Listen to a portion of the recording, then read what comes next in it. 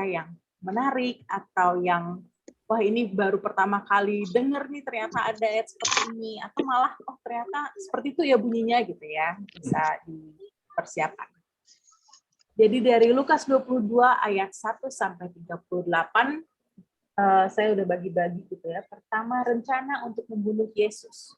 Hari raya roti tidak beragi yang disebut Paskah sudah dekat. Imam-imam kepala dan ahli-ahli Taurat mencari jalan bagaimana mereka dapat membunuh Yesus sebab mereka takut kepada orang banyak. Maka masuklah iblis ke dalam Yudas yang bernama Iskariot, seorang dari ke-12 murid itu. Lalu pergilah Yudas kepada imam-imam kepala dan kepala-kepala pengawal bait Allah dan berunding dengan mereka bagaimana ia dapat menyerahkan Yesus kepada mereka. Mereka sangat gembira dan bermufakat untuk memberikan sejumlah uang kepadanya. Ia menyetujuinya dan mulai dari waktu itu ia mencari kesempatan yang baik untuk menyerahkan Yesus kepada mereka tanpa setahu orang banyak. Maka tibalah hari raya roti tidak beragi, yaitu hari di mana orang harus menyembelih domba Paskah. Lalu Yesus menyuruh Petrus dan Yohanes, katanya, pergilah, persiapkanlah perjamuan Paskah bagi kita supaya kita makan. Kata mereka kepadanya, di manakah engkau kehendaki kami mempersiapkannya? Jawabnya, apabila kamu masuk ke dalam kota, kamu akan bertemu dengan seorang yang membawa kendi berisi air. Ikutlah dia ke dalam rumah yang dimasukinya, dan katakanlah kepada tuan rumah itu, Guru bertanya kepadamu, di manakah ruangan tempat aku bersama-sama dengan murid-muridku akan makan Paskah? Lalu orang itu akan menunjukkan kepadamu sebuah ruangan atas yang besar yang sudah lengkap. Disitulah kamu harus mempersiapkannya. Maka berangkatlah mereka dan mereka mendapati semua seperti yang dikatakan Yesus kepada mereka. Lalu mereka mempersiapkan Paskah. Ketika tiba saatnya Yesus duduk makan bersama-sama dengan rasul-rasulnya. Katanya kepada mereka, aku sangat rindu makan Paskah ini bersama-sama dengan kamu sebelum aku menderita. Sebab aku berkata kepadamu, aku tidak akan memakannya lagi sampai ia beroleh kegenapannya dalam kerajaan Allah. Kemudian ia mengambil sebuah cawan, mengucap syukur, lalu berkata, ambillah ini dan bagikanlah di antara kamu. Sebab aku berkata kepada kamu, mulai dari sekarang ini aku tidak akan minum lagi hasil pokok anggur sampai kerajaan Allah telah datang. Lalu ia mengambil roti, mengucap syukur, memecah-mecahkannya dan memberikannya kepada mereka. Katanya, inilah tubuhku yang diserahkan bagi kamu. Perbuatlah ini menjadi peringatan akan aku. Demikian juga dibuatnya dengan cawan sesudah makan. Ia berkata, cawan ini adalah perjanjian baru oleh darahku yang ditumpahkan bagi kamu. Tetapi lihat, tangan orang yang menyerahkan aku ada bersama dengan aku di meja ini. Sebab anak manusia memang akan pergi seperti yang telah ditetapkan. Akan tetapi celakalah orang yang olehnya ia diserahkan. Lalu mulailah mereka mempersoalkan siapa di antara mereka yang akan berbuat demikian. Terjadilah juga pertengkaran di antara murid-murid Yesus. Siapakah yang dapat dianggap terbesar di antara mereka? Yesus berkata kepada mereka, raja-raja bangsa-bangsa memerintah rakyat mereka dan orang-orang yang menjalankan kuasa atas mereka disebut pelindung-pelindung. Tetapi kamu tidaklah demikian, melainkan yang terbesar di antara kamu hendaklah menjadi sebagai yang paling muda dan pemimpin sebagai pelayan. Sebab siapakah yang lebih besar, yang duduk makan atau yang melayani? Bukankah dia yang duduk makan? Tetapi aku ada di tengah-tengah kamu sebagai pelayan. Kamulah yang tetap tinggal bersama-sama dengan aku dalam segala pencobaan yang aku alami. Dan aku menentukan hak-hak kerajaan bagi kamu sama seperti Bapakku menentukanku. Bahwa kamu akan makan dan minum semeja dengan aku di dalam kerajaanku, dan kamu akan duduk di atas tahta untuk menghakimi ke-12 suku Israel. Simon, Simon, lihat, iblis telah menuntut untuk menampi kamu seperti gandum, tetapi aku telah berdoa untuk engkau, supaya imanmu jangan gugur. Dan engkau, jikalau engkau sudah insaf, kuatkanlah saudara-saudaramu. Jawab Petrus, Tuhan, aku bersedia masuk penjara dan mati bersama-sama dengan engkau. Tapi Yesus berkata, aku berkata kepadamu, Petrus, hari ini ayam tidak akan berkokok sebelum engkau 3 kali menyangkal bahwa engkau mengenal aku. Lalu ia berkata kepada mereka, ketika aku mengutus kamu dengan tiada membawa pundi-pundi, bekal dan kasut, adakah kamu kekurangan apa-apa? Jawab mereka, suatu pun tidak. Katanya kepada mereka, tapi sekarang ini siapa yang mempunyai pundi-pundi, hendaklah ia membawanya. Demikian juga yang mempunyai bekal, dan siapa yang tidak mempunyainya, hendaklah ia menjual jubahnya dan membeli pedang. Sebab aku berkata kepada kamu bahwa nas kitab suci ini harus digenapi padaku. Ia akan terhitung di antara pemberontak-pemberontak. Sebab apa yang tertulis tentang aku sedang digenapi. Kata mereka,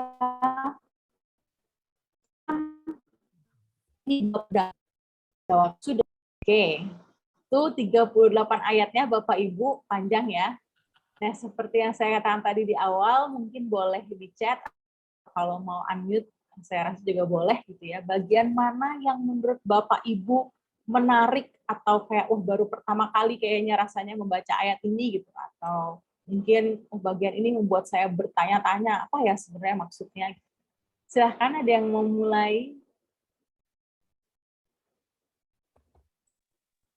Saya boleh, Kak Eko? Silahkan, Ibu Ratna. Bu Ratna. Ya, betul.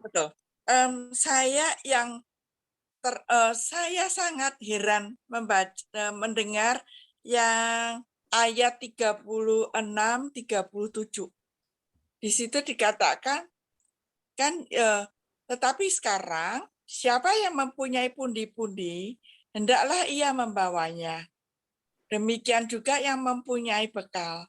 Dan siapa yang tidak mempunyainya, hendaklah ia menjual jubahnya dan membeli pedang. Sebab aku berkata kepadamu bahwa nas Alkitab, kitab suci ini harus digenapi padaku. Saya agak herannya itu justru malah disuruh beli pedang. Itu apa artinya ya, Kak Eko? Kan justru Petrus pun waktu menghunus pedangnya, kan Tuhan Yesus mengatakan, sarungkan pedangmu. Siapa yang ini? Kan dan seterusnya. Itu apa artinya ya, Kak Eko? Oke, nah, langsung ayat terakhir. Setelah ini selesai. Setelah ini selesai, karena penjelasannya panjang gitu ya, agak rumit. Enggak deh. Yang paling saya nggak ngerti gitu. Iya. Ya, bercanda Ibu. Jadi gini, memang iya betul, ini juga menurut saya juga bagian yang memang menarik gitu ya, karena yang Ibu Ratna bilang tadi agak aneh gitu. Kenapa kok disuruh membeli pedang?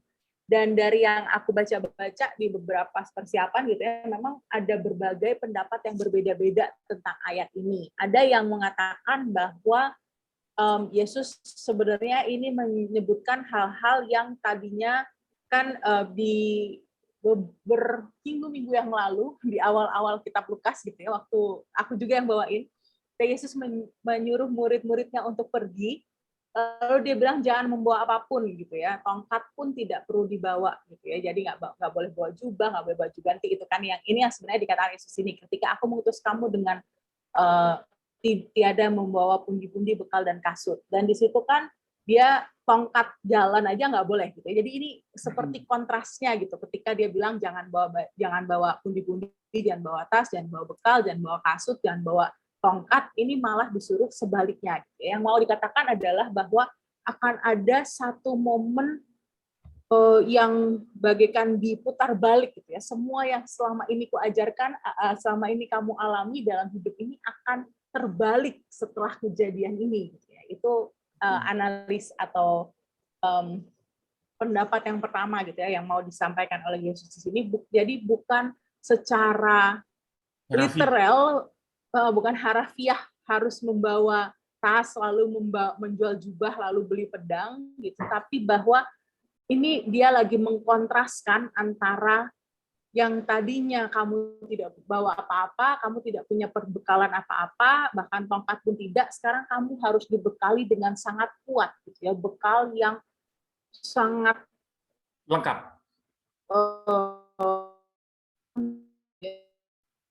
Lengkap dan memadai.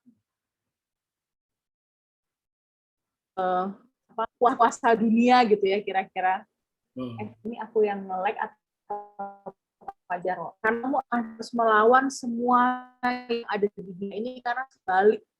Itu pendapat yang pertama. Tapi balik lagi bukan secara harfiah. Dan ini yang menurut aku lucu sebenarnya di ayat 38 gitu ya, karena aku juga waktu pertama kali membaca ini, aku membacanya secara pribadi bukan sudah cukup kayak oke, cukup ada 2 pedang udah cukup, nggak perlu 3 atau 4 gitu ya, tapi aku membacanya justru kayak Yesus kayak ya udahlah, kita nggak usah bahas ini lagi. Dan ini pendapat yang kedua gitu ya, yang muncul juga, bahwa Yesus balik lagi karena dia tidak bicara soal pedang dan semua perlengkapan ini secara harfiah, jadi ketika disodorin 2 pedang, dia kayak aduh, murid-muridku udah pada detik-detik terakhir ini masih belum ngerti juga gitu. Kok malah dibeliin pedang beneran gitu. Padahal maksudku bukan itu gitu ya. Udahlah, sudah cukup, yuk kita lanjut makan aja gitu kira-kira. Lucu kalau Tuhan Yesus dia ngomongnya kayak gitu ya. Tapi itu sebenarnya yang menurut beberapa ahli, dan ini terkait dengan yang tadi Ibu Ratna sampaikan gitu. Karena memang nantinya kan ketika kita tahu bahwa momen setelah ini ketika Yesus ditangkap, lalu ada cerita Petrus menyerang dengan pedang, malah ditegur gitu ya, kenapa kamu menyerang? Jadi itu sebenarnya yang menguatkan pendapat bahwa Yesus tuh saat ini di ayat 35 sampai 38 ini bukan sedang berbicara bahwa saat itu juga dia harus mempersiapkan 2 buah pedang gitu ya, bukan itu, tapi sedang berbicara mengenai rencana ke depannya. Nanti kamu harus siap untuk melawan kuasa dunia. Tentang kuasa-kuasa dunia ini sebenarnya satu tema yang mungkin kalau Bapak Ibu lihat ya, di Lukas 22 ini cukup signifikan gitu. Kenapa? Karena ada dari awal nih di ayat yang ayat yang ini gitu. Bukan yang ini. Ini. Maka masuklah iblis ke dalam Yudas. Ini khas Lukas gitu ya, cuma ada di cerita Lukas ini nih, ketika ada masuklah iblis ke dalam Yudas. Jadi ada kayak ada kuasa lain di luar manusia yang sedang berperang gitu ya istilahnya, yang tentunya kita imani memang secara Kristiani ada kuasa iblis di tengah dunia ini, tapi Lukas secara spesifik memasukkan itu dalam bacaan ini gitu ya, bahwa pengkhianatan Yudas tuh muncul dari rencana iblis gitu ya, maka masuklah iblis ke dalam Yudas. Satu. Di sisi lain juga, kenapa? Sesudah Yudas membuka hatinya. Ya, kalau nggak bisa masuk gitu ya. Itu masih berhubungan dengan menjelaskan Bu Ratna tadi nggak? Masih. Oke, saya ikuti. Masih Pak. Ya, maaf, agak panjang.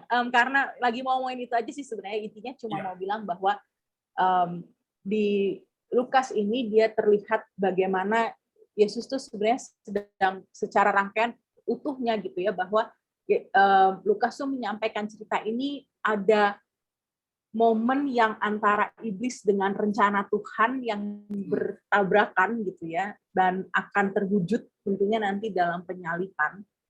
Dan dengan memegang latar belakang itu, bahwa ini yang sedang disampaikan oleh Lukas, maka ketika kita membaca ayat ini menjadi lebih masuk akal bahwa ini bukan bicara soal pedang harafiah yang harus dibeli dan disiapkan, tapi bicara soal pedang iman gitu ya, dan bagaimana murid-murid harus siap untuk apapun yang akan mereka hadapi setelah ini. Mungkin kira-kira seperti itu penjelasannya. Pengen menambahkan. Iya Pak Jarwo tadi mau nambahin. Iya, saya baca dari sebuah komentari gitu, sebetulnya Yesus mengingatkan mereka untuk waspada setelah kepergian Yesus nanti. Kenapa pada masa Yesus ketika mereka diutus mereka tidak boleh membawa bekal, bahkan tongkat pun tidak. Karena Yesus menjamin semuanya, ada aku gitu. Aku yang menyuruh engkau untuk ke situ, aku akan memperlengkapi engkau, aku akan menyiapkan segalanya, seperti itu kan. Tapi begitu nanti Yesus pergi, kamu betul-betul harus menyampaikan kabar baik itu dengan dirimu sendiri. Dan bahaya itu menanti. jiwamu terancam, kau akan dan sebagainya. Maka segala bekal, segala apa yang ada itu kau harus bawa gitu.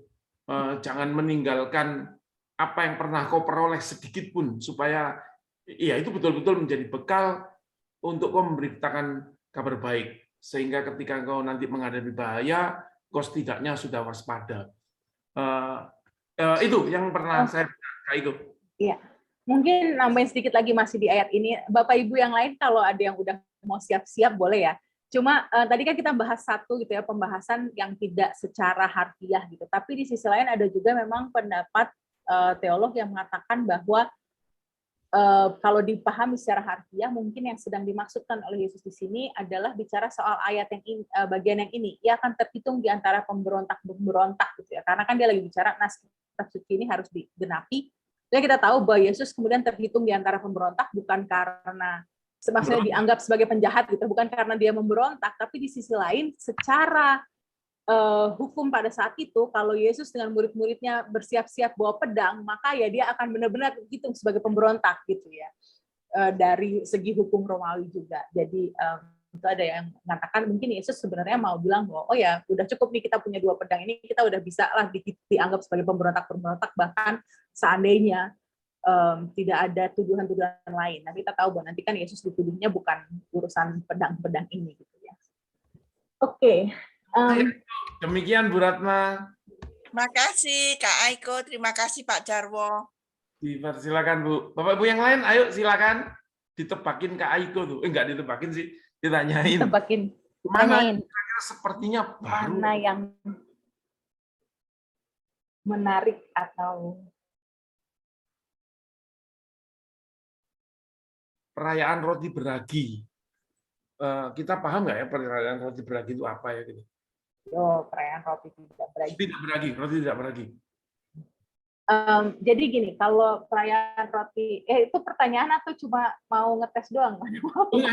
Enggak, saya sebetulnya memperhatikan itu gitu Kak Aiko.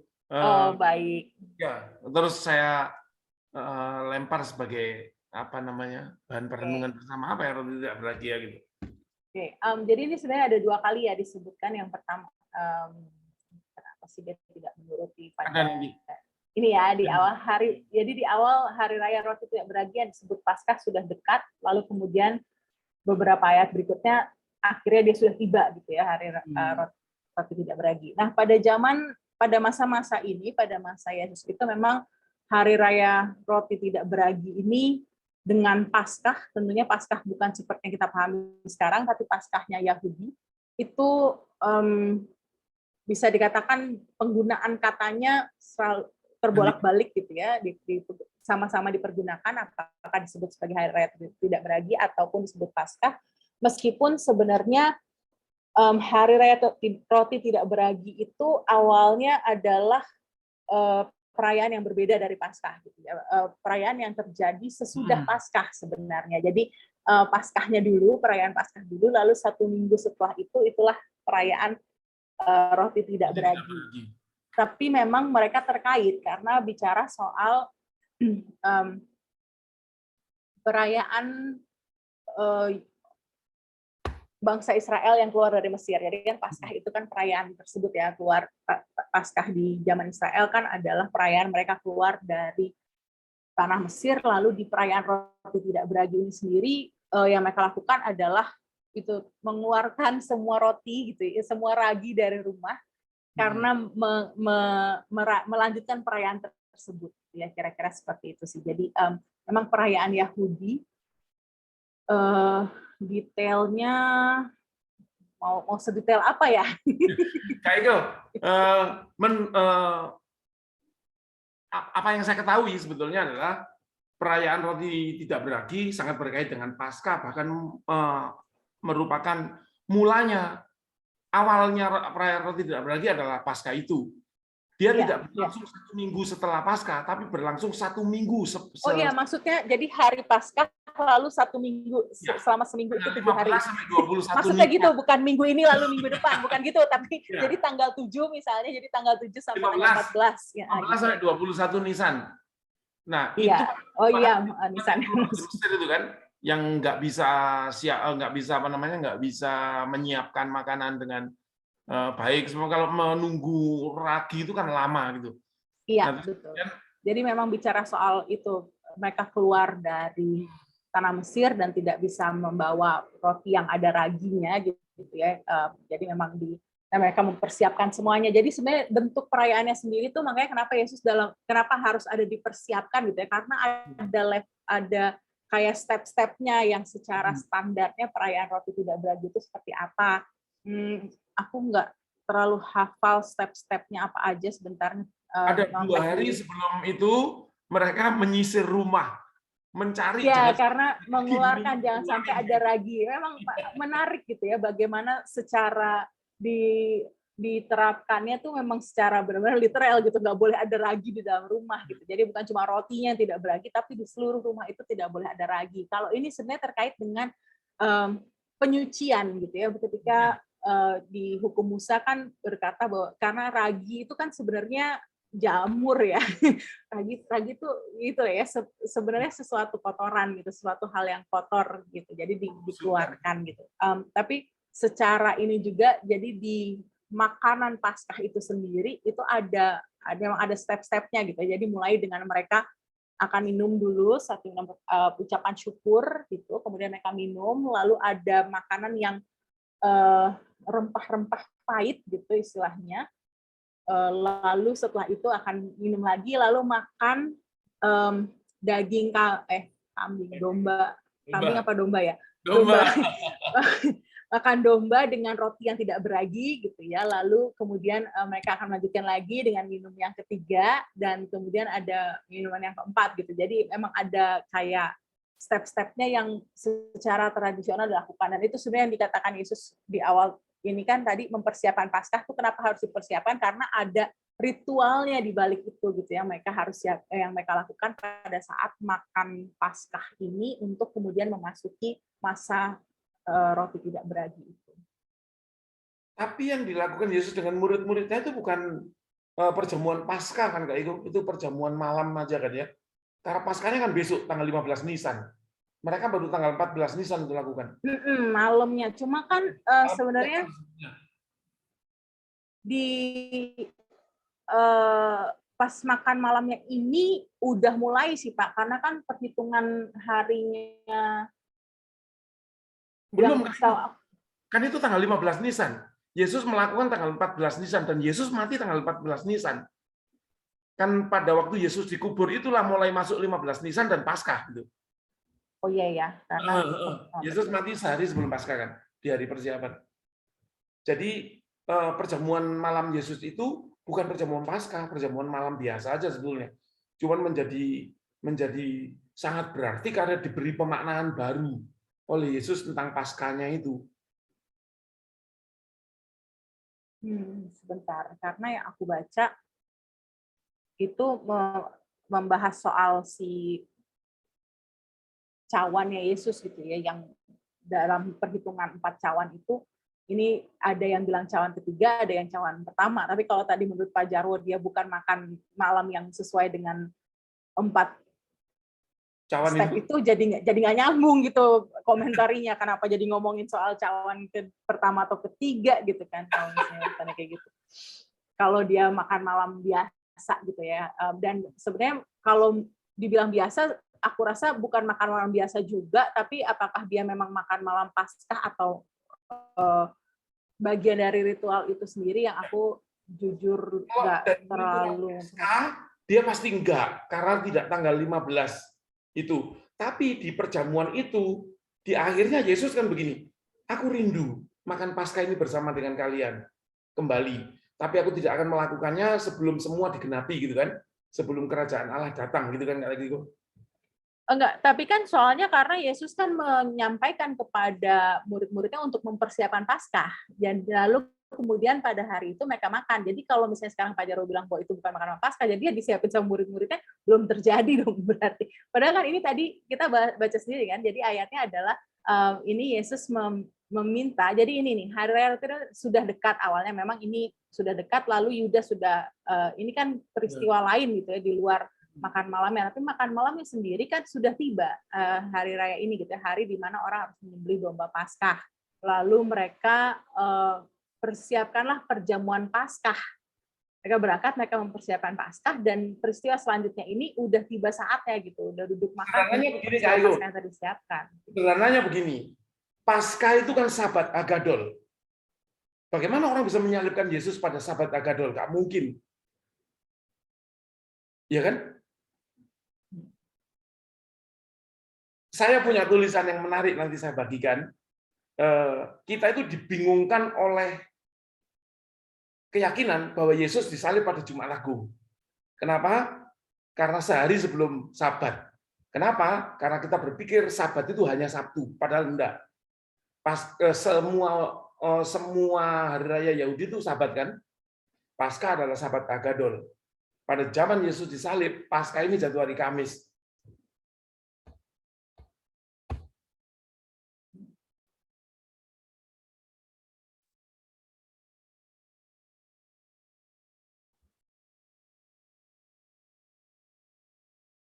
Terus terang saja saya bingung. Kak Aiko, terkait dengan 4 cawan tadi, bingung. Terkait dengan 4 cawan tadi, mungkin Kak Aiko menjelaskan itu, Kak Aiko maksudnya apa?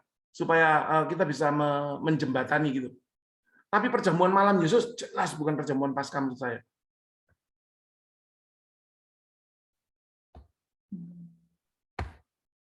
Sebentar.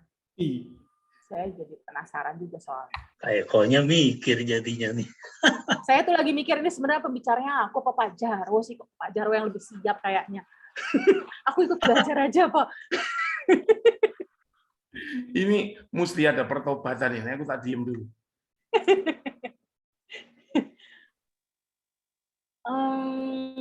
Sebentar ya, sebenarnya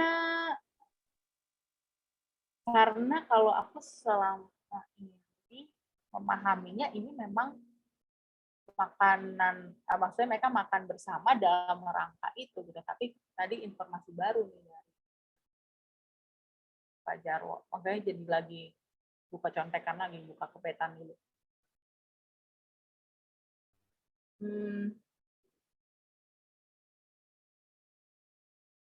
Sepertinya pakai ini.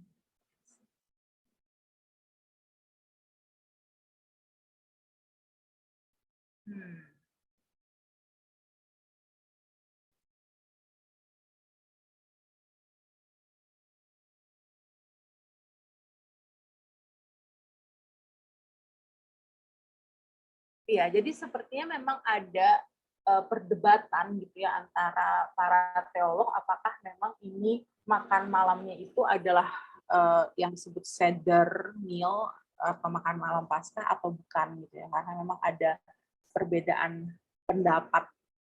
Oke, tapi karena tadi request dari Pak Jarwo adalah mari kita bahas Seder meal, apa itu gitu ya. Bentuknya kira-kira kayak gini, Bapak Ibu. Sebentar, saya coba bukakan dulu.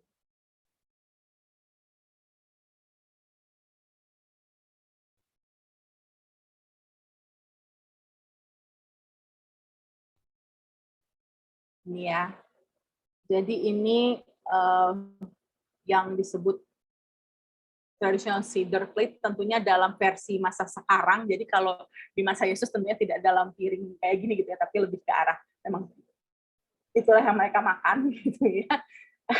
Tapi kalau di perayaan modern saat ini biasanya akan seperti ini, udah jadi satu piring gitu, tidak lagi sebagai makanan yang terpisah-pisah. Tapi jadi ini adalah makanan-makanan yang merupakan simbol kisah Paskahnya bangsa Israel gitu, kisah mereka keluar dari Mesir. Jadi ada ini parsley itu bahasa Indonesianya apa? Nggak tahu bahasa Indonesianya parsley. Itu yang bukan daun bawang. Daun ketumbar Kak Iko. Ketumbar ya bahasanya. Oh oke, baik. Oke. Jadi ada si parsley ini gitu ya, yang kalau dimakan kan ada pahit-pahit sedikit gitu ya. Nyir. Saya nggak suka sih makan ini, jadi jujur nggak pernah makan. Sama. Biasanya kalau itu bubur ayam gitu kan suka ada ini. Ini jadi menyimbolkan sebenarnya tangisan bangsa Israel sebagai apa namanya, sebagai budak di tanah Mesir gitu ya. Tapi di sisi lain katanya juga bahwa ada satu hal yang baru yang tumbuh. Lalu tadi yang dikatakan kan kalau misalnya 4 kali minum itu gitu ya, yang dimakan pertama si bitter herbs ini, jadi ini seperti campuran rempah-rempah yang memang rasanya sangat pahit, dan sekali lagi bersama-sama dengan si daun ketumbar ini tadi katanya Pak Jarwo, parsley itu menggambarkan kepahitan bangsa Israel sebagai budak di tanah Mesir. Itu kemudian ada satu lagi sebenarnya yang itu 2 itu maksudnya. Lalu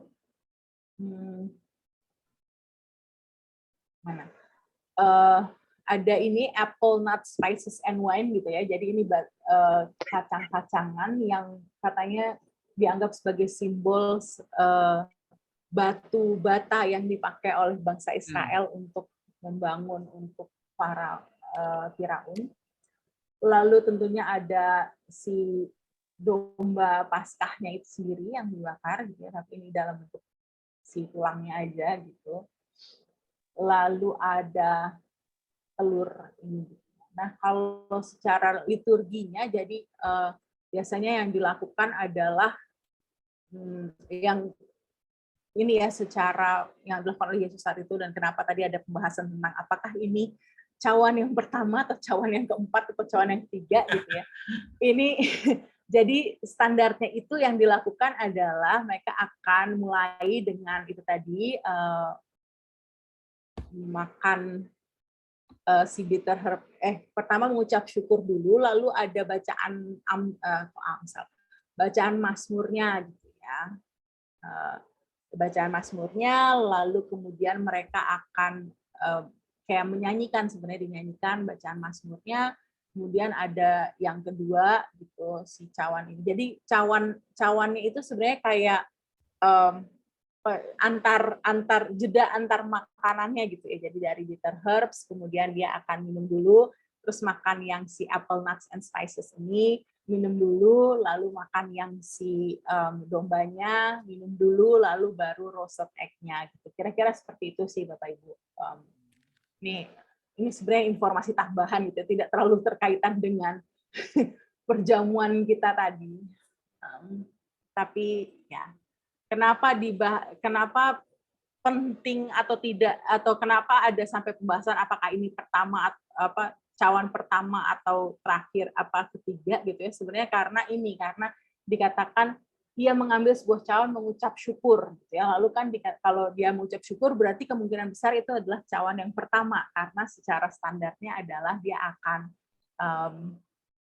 mengucapkan syukur pada saat mau minum cawan yang pertama itu sebelum kemudian maksudnya memakan rempah-rempah pahit itu tadi. Seperti itu. Mungkin ada bagian lain yang menarik untuk Bapak Ibu selain pembahasan ini. Saya lama-lama jadi lapar minum anggur dan. Boleh tanya Kak Aiko? Ya, silakan. Ya. Saya bingung. Ya, ini yang ayat 18 ya. Artinya apa ya maksudnya Yesus itu? Oke, jadi kalau di ayat 18 ini, sebab aku berkata kamu mulai dari sekarang ini aku tidak akan minum lagi. Sebenarnya ini yang menjadi titik di mana Yesus menyampaikan kepada murid-muridnya bahwa ini terakhir kalinya loh kita akan ngumpul seperti ini gitu ya. Ini terakhir kalinya loh aku akan minum anggur bersama-sama dengan kamu. Karena kenapa? Tentunya karena habis ini dia disalibkan. Lalu disalibkan, tentunya setelah dia bangkit juga tidak ada lagi momen-momen makan. Mungkin sekedar info menarik gitu ya, di Lukas ini banyak sekali cerita Yesus makan-makan sama murid-muridnya gitu ya, paling banyak kayaknya dibandingin di Injil-Injil lainnya, karena ada sampai kalau nggak salah ini adalah yang ke-9 di mana Yesus tuh duduk makan bersama murid-muridnya. Dan kemudian di momen ini di ayat 18 secara khusus Yesus tuh mengatakan bahwa setelah ini tidak akan ada lagi momen kita makan seperti ini sampai nanti sampai kemudian kegenapannya gitu ya, kegenapan kerajaan Allah telah datang dalam arti ya kedatangan Yesus yang kedua kalinya yang kita juga tidak tahu kapan. Seperti itu.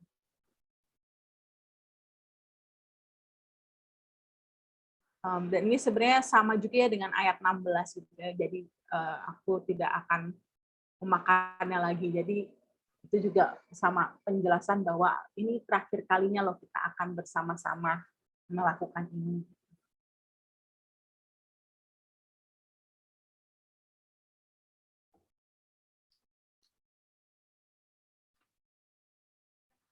Ada lagi Bapak Ibu yang mungkin mau ditanyakan atau yang dibingungkan atau semakin bingung?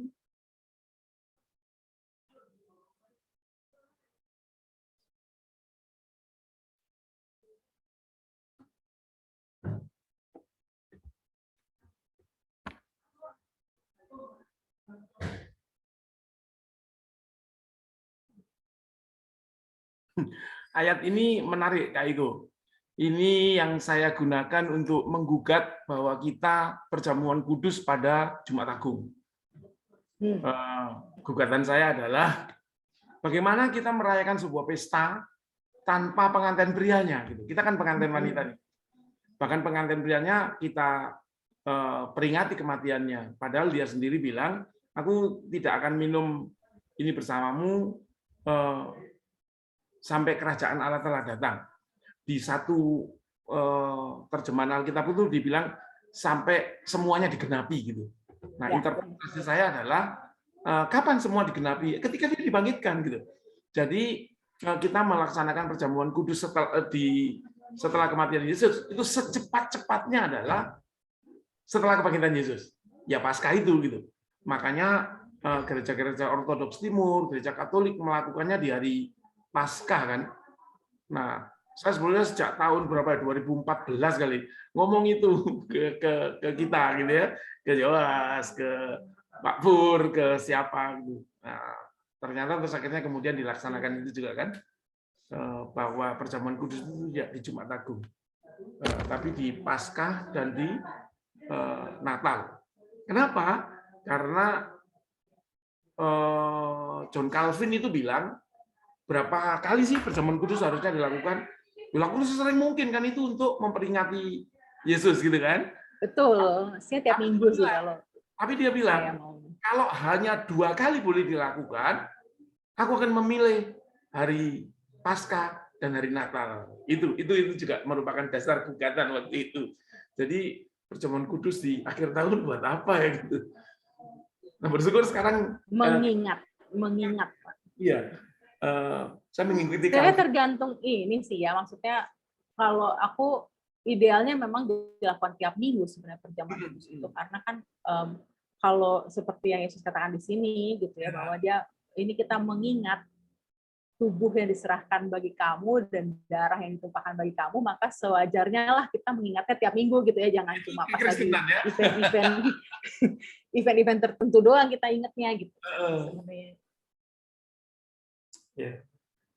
Tapi ya secara logistiknya mungkin agak sulit gitu, apalagi ke pindah yang sangat besar. Tapi dilakukan kan sekarang kan, kita sekarang perjamuan kudus 2 bulan sekali. Cuman yang memang April dan Desember memang ditempatkan pada waktu Paskah dan Natal gitu.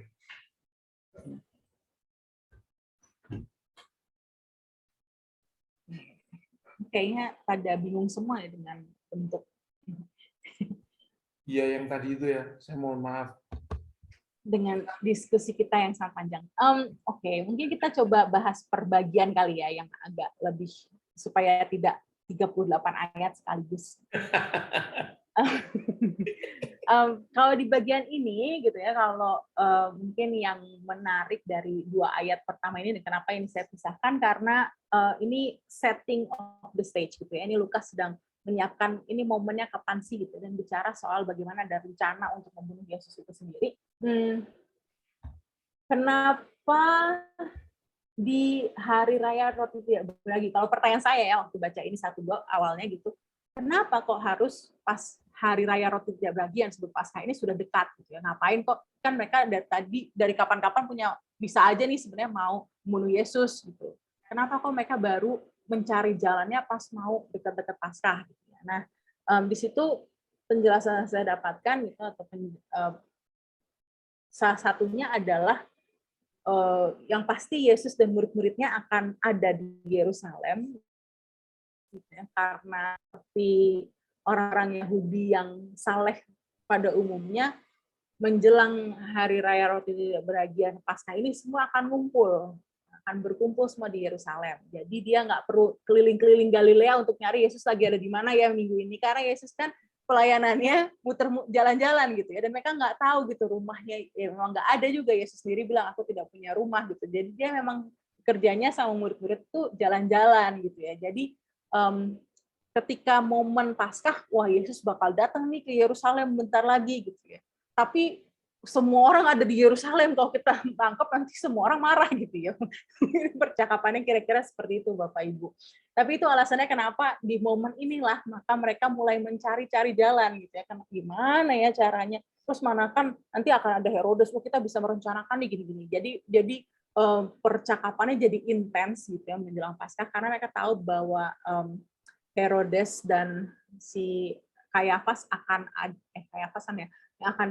ada di Yerusalem gitu semuanya, karena ini peristiwa besar gitu. Ini adalah momen perayaan, dan karena itulah mereka melakukan ini. Cuma mungkin perlu di yang menarik juga adalah bahwa di sini sebenarnya Lukas dengan jelas menyatakan bagaimana mereka tuh benci banget sama Yesus gitu ya, sampai yang diskusi adalah gimana caranya membunuh Yesus. Jadi rencana itu udah ada. Cuma ketakutannya, tapi kan semua orang Israel satu ini semuanya ada di Yerusalem gitu. Gimana nih nanti terjadi kerusuhan lagi, huru-hara gitu. Jadi mereka harus mencari cara jangan sampai nangkep Yesus di tempat umum. Dan itu kemudian yang muncullah di sini kenapa Yudas kemudian mencari kesempatan yang baik untuk menyerahkan Yesus kepada mereka tanpa setahu orang banyak. Karena apa? Karena kekhawatirannya tadi, kalau orang banyak tahu bahwa Yesus ditangkap, maka bisa terjadi, mereka nggak tahu gitu ya, bisa jadi akan terjadi kericuhan. Karena apa? Karena orang banyak ini semuanya mengagumi Yesus dan hal-hal yang dia lakukan. Nah, jadi kalau bagian ini bicara soal Yudas. Masuklah iblis ke dalam Yudas yang bernama Iskariot.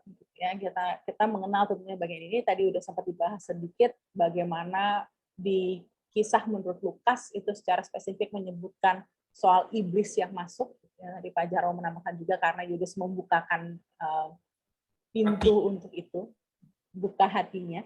Lalu pergilah Yudas kepada imam kepala dan murid. Ini sebenarnya di sini kita lihat bagaimana Yudas itu salah satu mungkin dibandingkan murid-murid Yesus yang lainnya gitu ya, cukup berpengaruh gitu ya. Kalau murid-murid Yesus kan biasanya kita membayangkan murid-murid Yesus adalah nelayan-nelayan gitu ya, golongan ini. Yudas sepertinya agak tinggi dikit levelnya gitu ya, meskipun tidak setinggi yang lainnya karena dia toh murid Yesus gitu.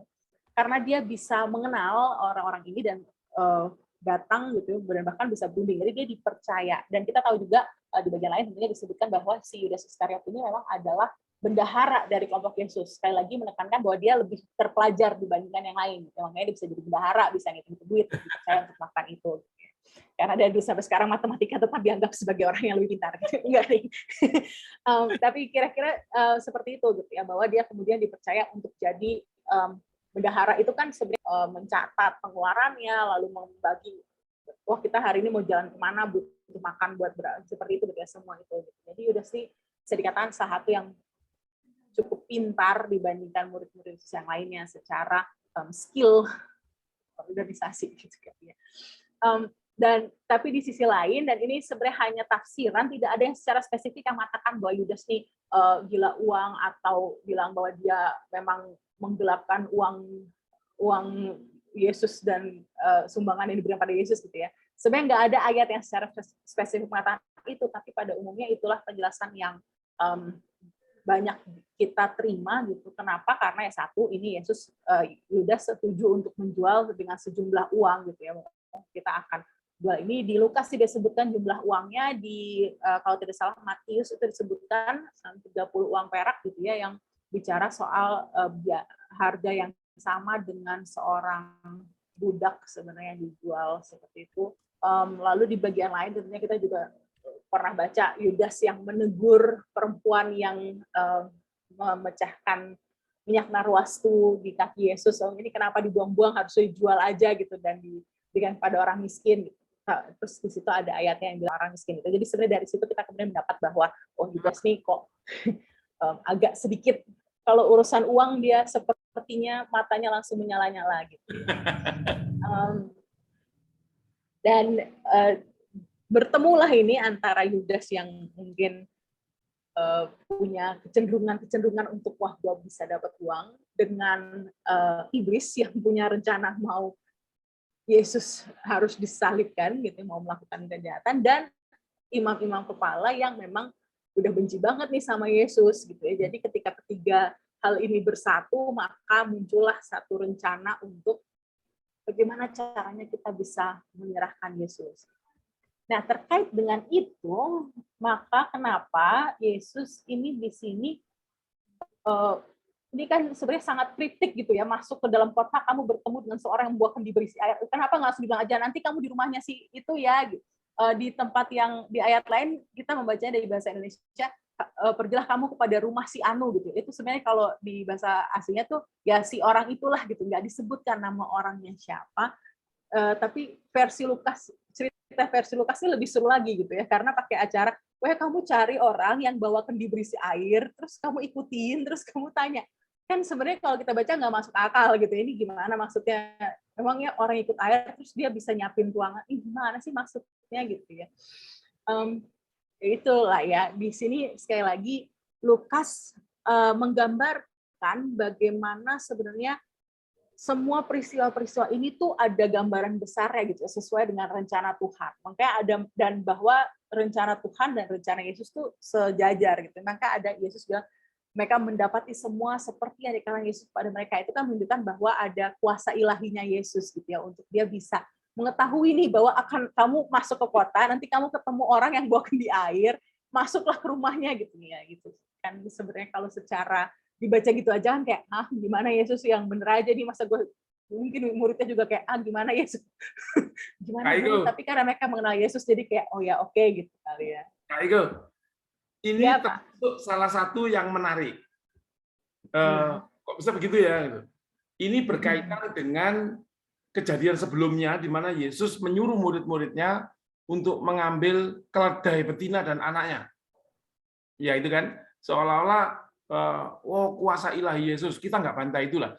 Tapi menurut apa yang saya pahami gitu ya, dari komentar-komentar yang baca, Yesus sebetulnya sudah menyiapkan semua itu.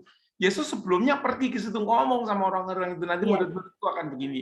Dan yang menarik di orang yang bawa air, itu di Alkitab bahasa Inggris, terjemahan lain, itu disebut jelas man. Jadi yang bawa air itu orang laki-laki. Itu nggak umum. Belum nyampe sih itu, Pak. Kenapa? Tadi mau ngomong itu belum nyampe. Oh, kan nggak umum kan yang laki-laki bawa air ya Kak Iko ya. Betul. Ya kan jangan Kak Iko. Itu tadi maksudnya mau menjawab kan kalau secara kita baca di Indonesianya kayak loh kok aneh gitu ya. Tapi kalau secara bahasa aslinya dan tentunya dalam terjemahan bahasa Inggris mulai muncul tuh kayak oh ini spesifiknya di mana gitu, karena itu tadi yang dibilang Pak Jarwo bahwa orangnya nih yang membawakan di berisi air tuh laki-laki gitu ya. Kenapa ini jadi suatu hal yang aneh? Karena pada masa itu kalau pergi ngambil air tuh biasanya perempuan gitu. Jadi ketika masuk ke kota ada orang laki-laki yang bawa kendi berisi air tuh memang spesifik gitu. Pasti orang ini memang sudah sengaja atau memang tugasnya dia seperti itu. Lalu di sini juga ketika dia mengatakan guru bertanya kepadamu. Jadi sebenarnya orang ini clue-nya gitu bahwa orang ini tuh adalah salah satu murid Yesus, bukan satu dari 12 murid, tapi kan murid Yesus yang secara general, secara besar itu banyak orang yang juga menganggap Yesus sebagai guru, tapi mereka adalah orang-orang yang akan tahu gitu, memang guru bertanya kepadamu, dia akan tahu bahwa oh ini maksudnya Yesus gitu. Dan seperti Pak Jarwo bilang, memang satu penjelasan yang banyak diberikan adalah memang Yesus sudah mempersiapkan ini gitu pada saat murid-murid tidak ada, dia sudah mempersiapkan itu. Hal lain yang mungkin menurutku menarik juga dari bagian ini secara khusus adalah perbedaan antara kisah Lukas dengan di bagian lainnya gitu ya, karena di bagian lain tuh murid-muridnya Yesus yang mendekati Yesus gitu, yang mengatakan bahwa guru kita mau siapin di mana gitu ya, kalau versi Matius seperti itu.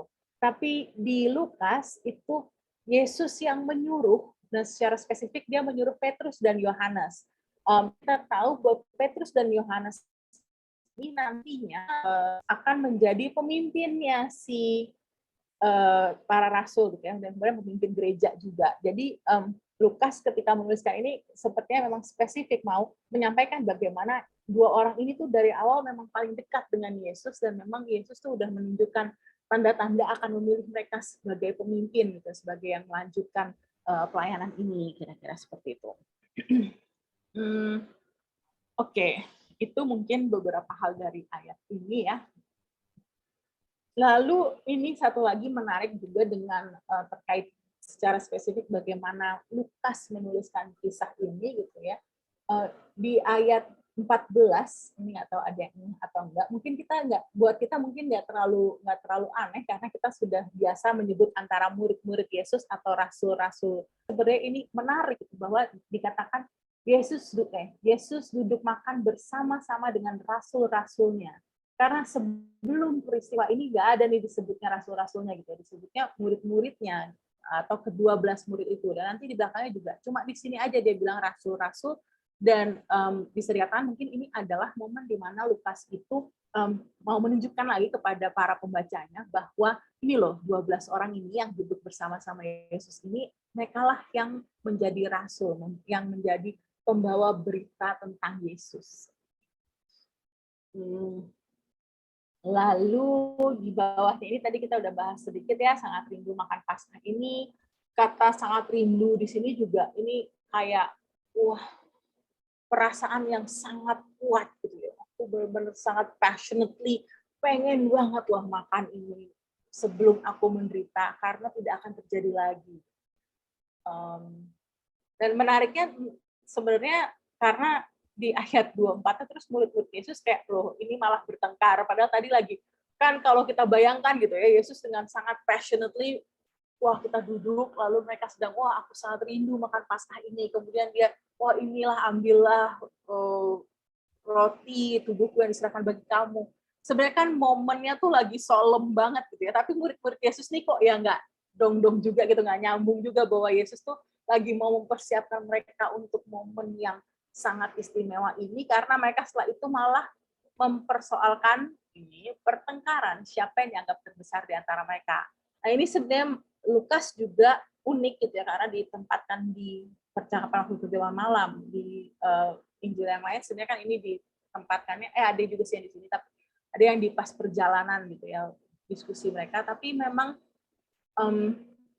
kalau di Lukas di bagian ini dia tidak ada tuh percakapan yang Yesus kemudian mengatakan bahwa yang terbesar di antara kamu haruslah menjadi yang terendah gitu. Ini sebenarnya kan percakapan yang sama kurang lebih, intinya yang sama. Tapi Yesus mengambil bagian yang ini gitu ya. Sebenarnya ada sih di sini, tapi bentuk kalimatnya gitu ya. 26. Kamu tidak demikian, maka yang terbesar di antara kamu adalah menjadi paling muda. Di bagian lain lebih dielaborate gitu ya, dianggap terbesar dan sebagainya. Lalu ya ini yang tidak ada juga di bagian ini tapi ada di bagian lain yang kita tahu terjadi pada waktu perjamuan malam adalah peristiwa Yesus membasuh kaki murid-muridnya. Yang ditunjukkan sebenarnya bagian ini nih, pemimpin sebagai pelayan itu kan Yesus yang membasuh kaki murid-muridnya, tapi di Lukas tidak disebutkan, malah dia membahas itu tadi ya, nanti ada menjual barang-barang dan sebagainya. Yang selain itu, kalau di bagian ini, kalau aku share pribadi, ini di tengah-tengah tiba-tiba Yesus memanggil Simon gitu ya. Simon, lihat ibu menuntut untuk menanti kamu seperti gandum, tetapi engkau supaya imanmu jangan gugur. Dan kalau engkau sudah kuatkanlah saudara-saudaramu. Ini buat aku pas membaca ini juga menarik sekali gitu ya, karena tadinya lagi ngomong kepada semua murid-muridnya, terus kenapa nih tiba-tiba kok Simon gitu. Terus kenapa jadi Simon lagi, tadi bukannya Petrus gitu kan. Dan ini sebenarnya yang dikatakan bagaimana Yesus tuh menunjukkan bahwa sekali lagi ada iblis menuntut gitu. Jadi ada peristiwa di luar yang kita pahami secara manusia itu di sisi lain.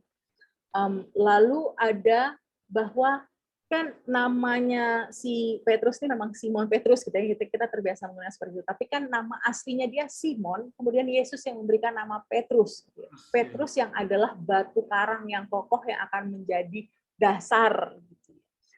Jadi ketika kemudian dasarnya ini nggak kuat, gitu ya. Nah inilah si Simon, gitu. Ibaratnya ini loh Yesus tuh lagi mau bilang bahwa ini loh aslinya si Simon nih, dia lagi akan mengalami suatu momen di mana kamu akan dicobai oleh iblis sebenarnya gitu ya, karena iblis menuntut untuk menampi kamu gitu.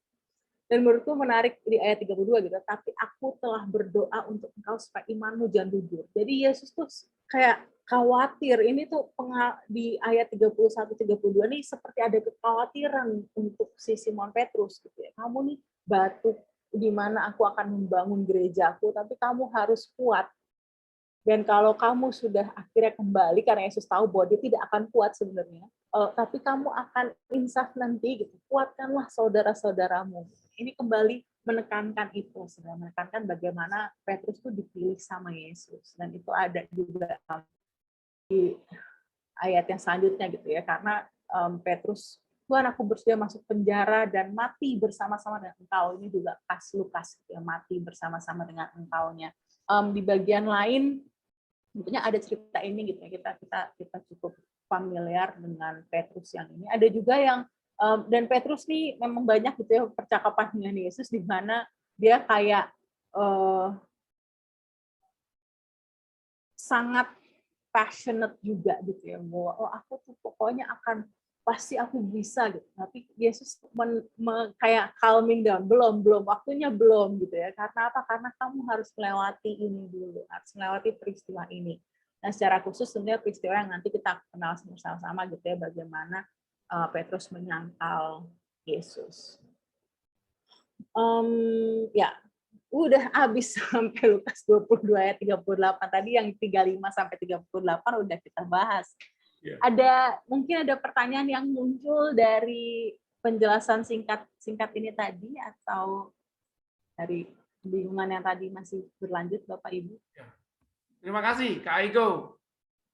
Sebuah upaya yang sangat baik, bagus, dan penuh perjuangan untuk mengantar kita memahami perikop ini.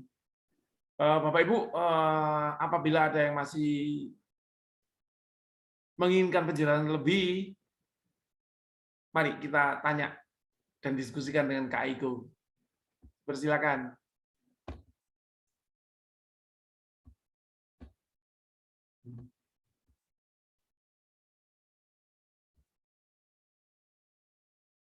Kak Ferry tadi dengar suaranya tuh. Kalau persiapan suka nanya kan Kak Iko? Kak Ferry. Nyimak dulu Pak Jarwo ya. Thank you. Oke. Aku nyimak dulu. Kenapa?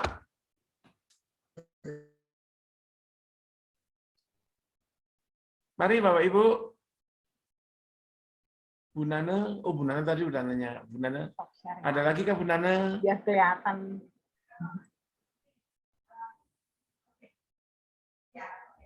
Belum, Pak. Terima kasih Bu Nana. Pak Steven?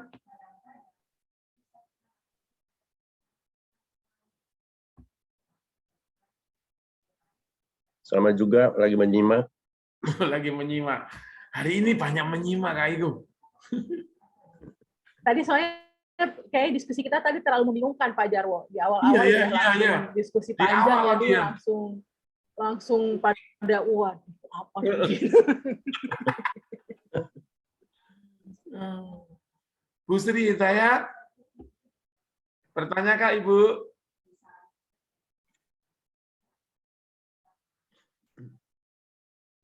Belum Pak Sujarwo, belum. Ya. Kak Aiko. Wah, Kak Aiko dan Bu Ratna. Jarwo. Ya Bu Ratna. Saya cuman heran. Waktu itu kan pernah dibahas kayaknya oleh Pendeta Yowas bahwa kalau kita Paskah itu nggak pakai H, Paskah.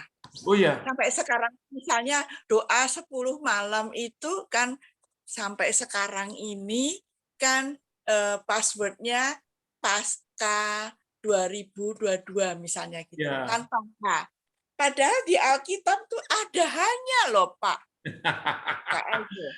Kak Ferry mungkin bisa menjelaskan itu, Bu. Waktu itu Pendeta Yowas mengatakan jangan mengatakan Paskah, tapi Paskah. Ya. Apakah ada reasoningnya atau apa gimana sih? Terima kasih. Kak Ego silakan. Itu kayaknya ada tuh penjelasannya Pak Yowas waktu itu di kasusnya.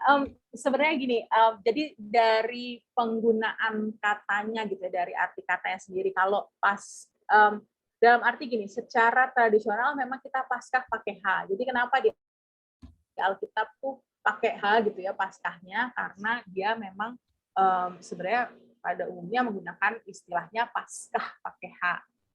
Tapi kemudian ketika kita melihat ke bahasa asingnya, kan kita mau bicara soal Paskah ini di bahasa Ibraninya Pesach gitu ya, melewatkan, menyelamatkan Pesach. Tapi KH-nya tuh kayak kalau di bahasa Yunani tuh bahasa Ibrani itu dia mepet gitu ya. Jadi mepetnya tuh bukan di belakang sebenarnya, jadi bukan Paskah, PASKAH. Jadi kalau mau di Indonesia kan katanya harusnya PASKH, KH-nya nempel, terus A. Jadi Pascha, lebih mirip dengan Pesachnya itu sendiri. Jadi kalau maksudnya kalau ditransliterasi ke bahasa Indonesia harusnya dia Paskahnya gitu ya, bukan hanya di belakang. Dia jadi H ini kemungkinan dari pelafalan orang Indonesia gitu ya, karena memang suka mengakhiri sesuatu dengan H. Kalau Pasca tuh nggak enak gitu, Pasca kayak ada yang kurang gitu, Pasca gitu ya, lebih gitu ya.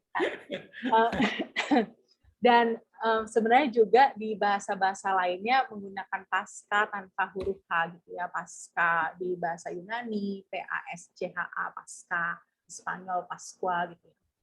Jadi kayak istilah itu sendiri.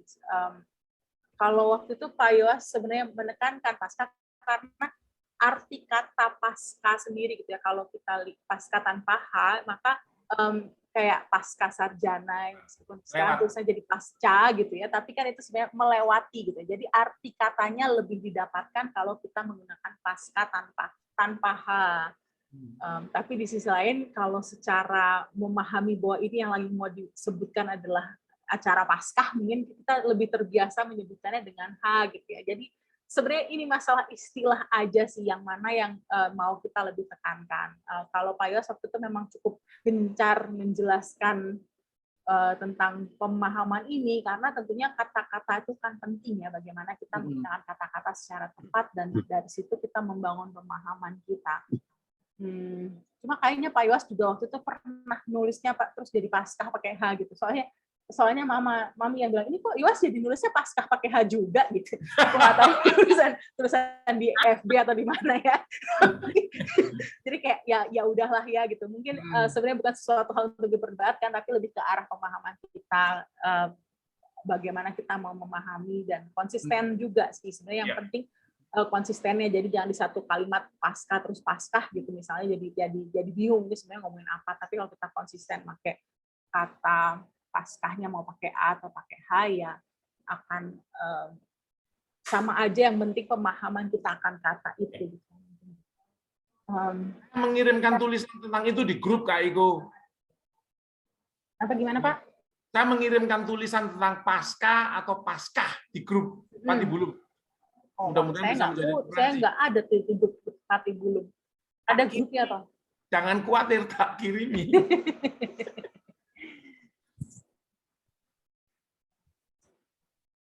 Sebenarnya yang penggunaan istilah tuh menarik ya, membahas gitu.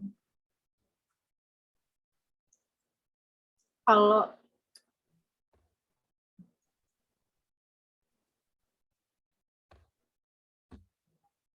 yang kalau menurut saya ini nggak ada hubungannya, tapi sama dengan masih di Paskah, bunyi sama, agak minggir dikit nggak apa-apa, berhubung belum ada pertanyaan selanjutnya. Kalau di bahasa Tagalog itu Pasko, jadi bukan Paskah, Pasko gitu ya. Itu artinya sama sebenarnya seperti kita Paskah melewati, tapi mereka malah menggunakan itu untuk Natal. Jadi Natal itu yang Pasko gitu ya. Aku suka berdebat gitu sama orang-orang itu. Kenapa kok Natalnya yang Pasko, harusnya kan Paskah gitu kan, cocok. Iya ya, kenapa ya? Terus mereka bingung juga gitu ya, orang-orang Filipina. Tapi itu ya, dari arti katanya sebenarnya melewati. Oke, makasih Kak Aiko. Sama-sama Ibu Ratna.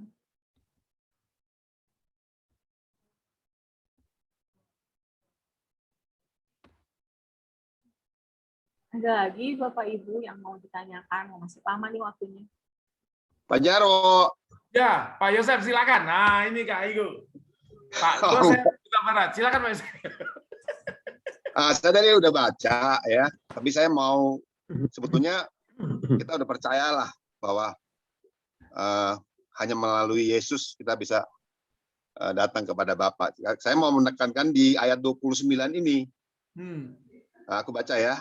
Karena aku menentukan hak kerajaan bagi kamu sama seperti Bapakku menentukan bagiku, bahwa kamu akan makan dan minum semeja dengan aku di dalam kerajaanku, dan kamu akan duduk di atas tata untuk menghakimi ke-12 suku Israel. Nah, jadi di sini Tuhan Yesuslah yang menentukan kita ada di makan bersama dengan Bapa di surga, kira-kira begitu ya. Terus ya saya yang mau jelas ini yang untuk menghakimi ke-12 suku Israel ini kayaknya agak kurang jelas saya menghakimi. Terima kasih Aiko, Pak Sujarwo. Terima kasih Pak Yosef. Kak Aiko silakan. Oke, jadi ini sebenarnya gini, dalam pemahaman identitas Yahudi gitu ya, dan tentunya Yesus, kita harus ingat bahwa Yesus dan murid-muridnya ini kan orang-orang Yahudi, dan mereka bukan orang Kristen gitu ya, mereka terutama di masa ini mereka nih orang Yahudi yang mempraktekkan praktek Yahudi gitu ya, agama Yahudi. Dan dalam pemahaman agama Yahudi itu sebenarnya Mesias itu akan datang membawa kerajaan Allah gitu ya, bukan kerajaan Allah sih sebenarnya. Mesias itu akan mengembalikan Israel kepada kemegahan kerajaan yang sebelum mereka jatuh ke dalam pembuangan gitu ya, di mana asal muasalnya tentunya di bangsa Israel yang ada 12 suku yang kemudian dipilih oleh Allah, jadi dari jalur Abraham, Ishak dan Yakub, kemudian Yakub itu adalah Israel gitu dengan 12 sukunya itu, yang kemudian mengalami masa di Mesir tapi kemudian dikeluarkan, dan itu di situ terkait dengan Paskah ini sendiri tadi, Paskahnya orang Yahudi keluar dari Mesir untuk apa?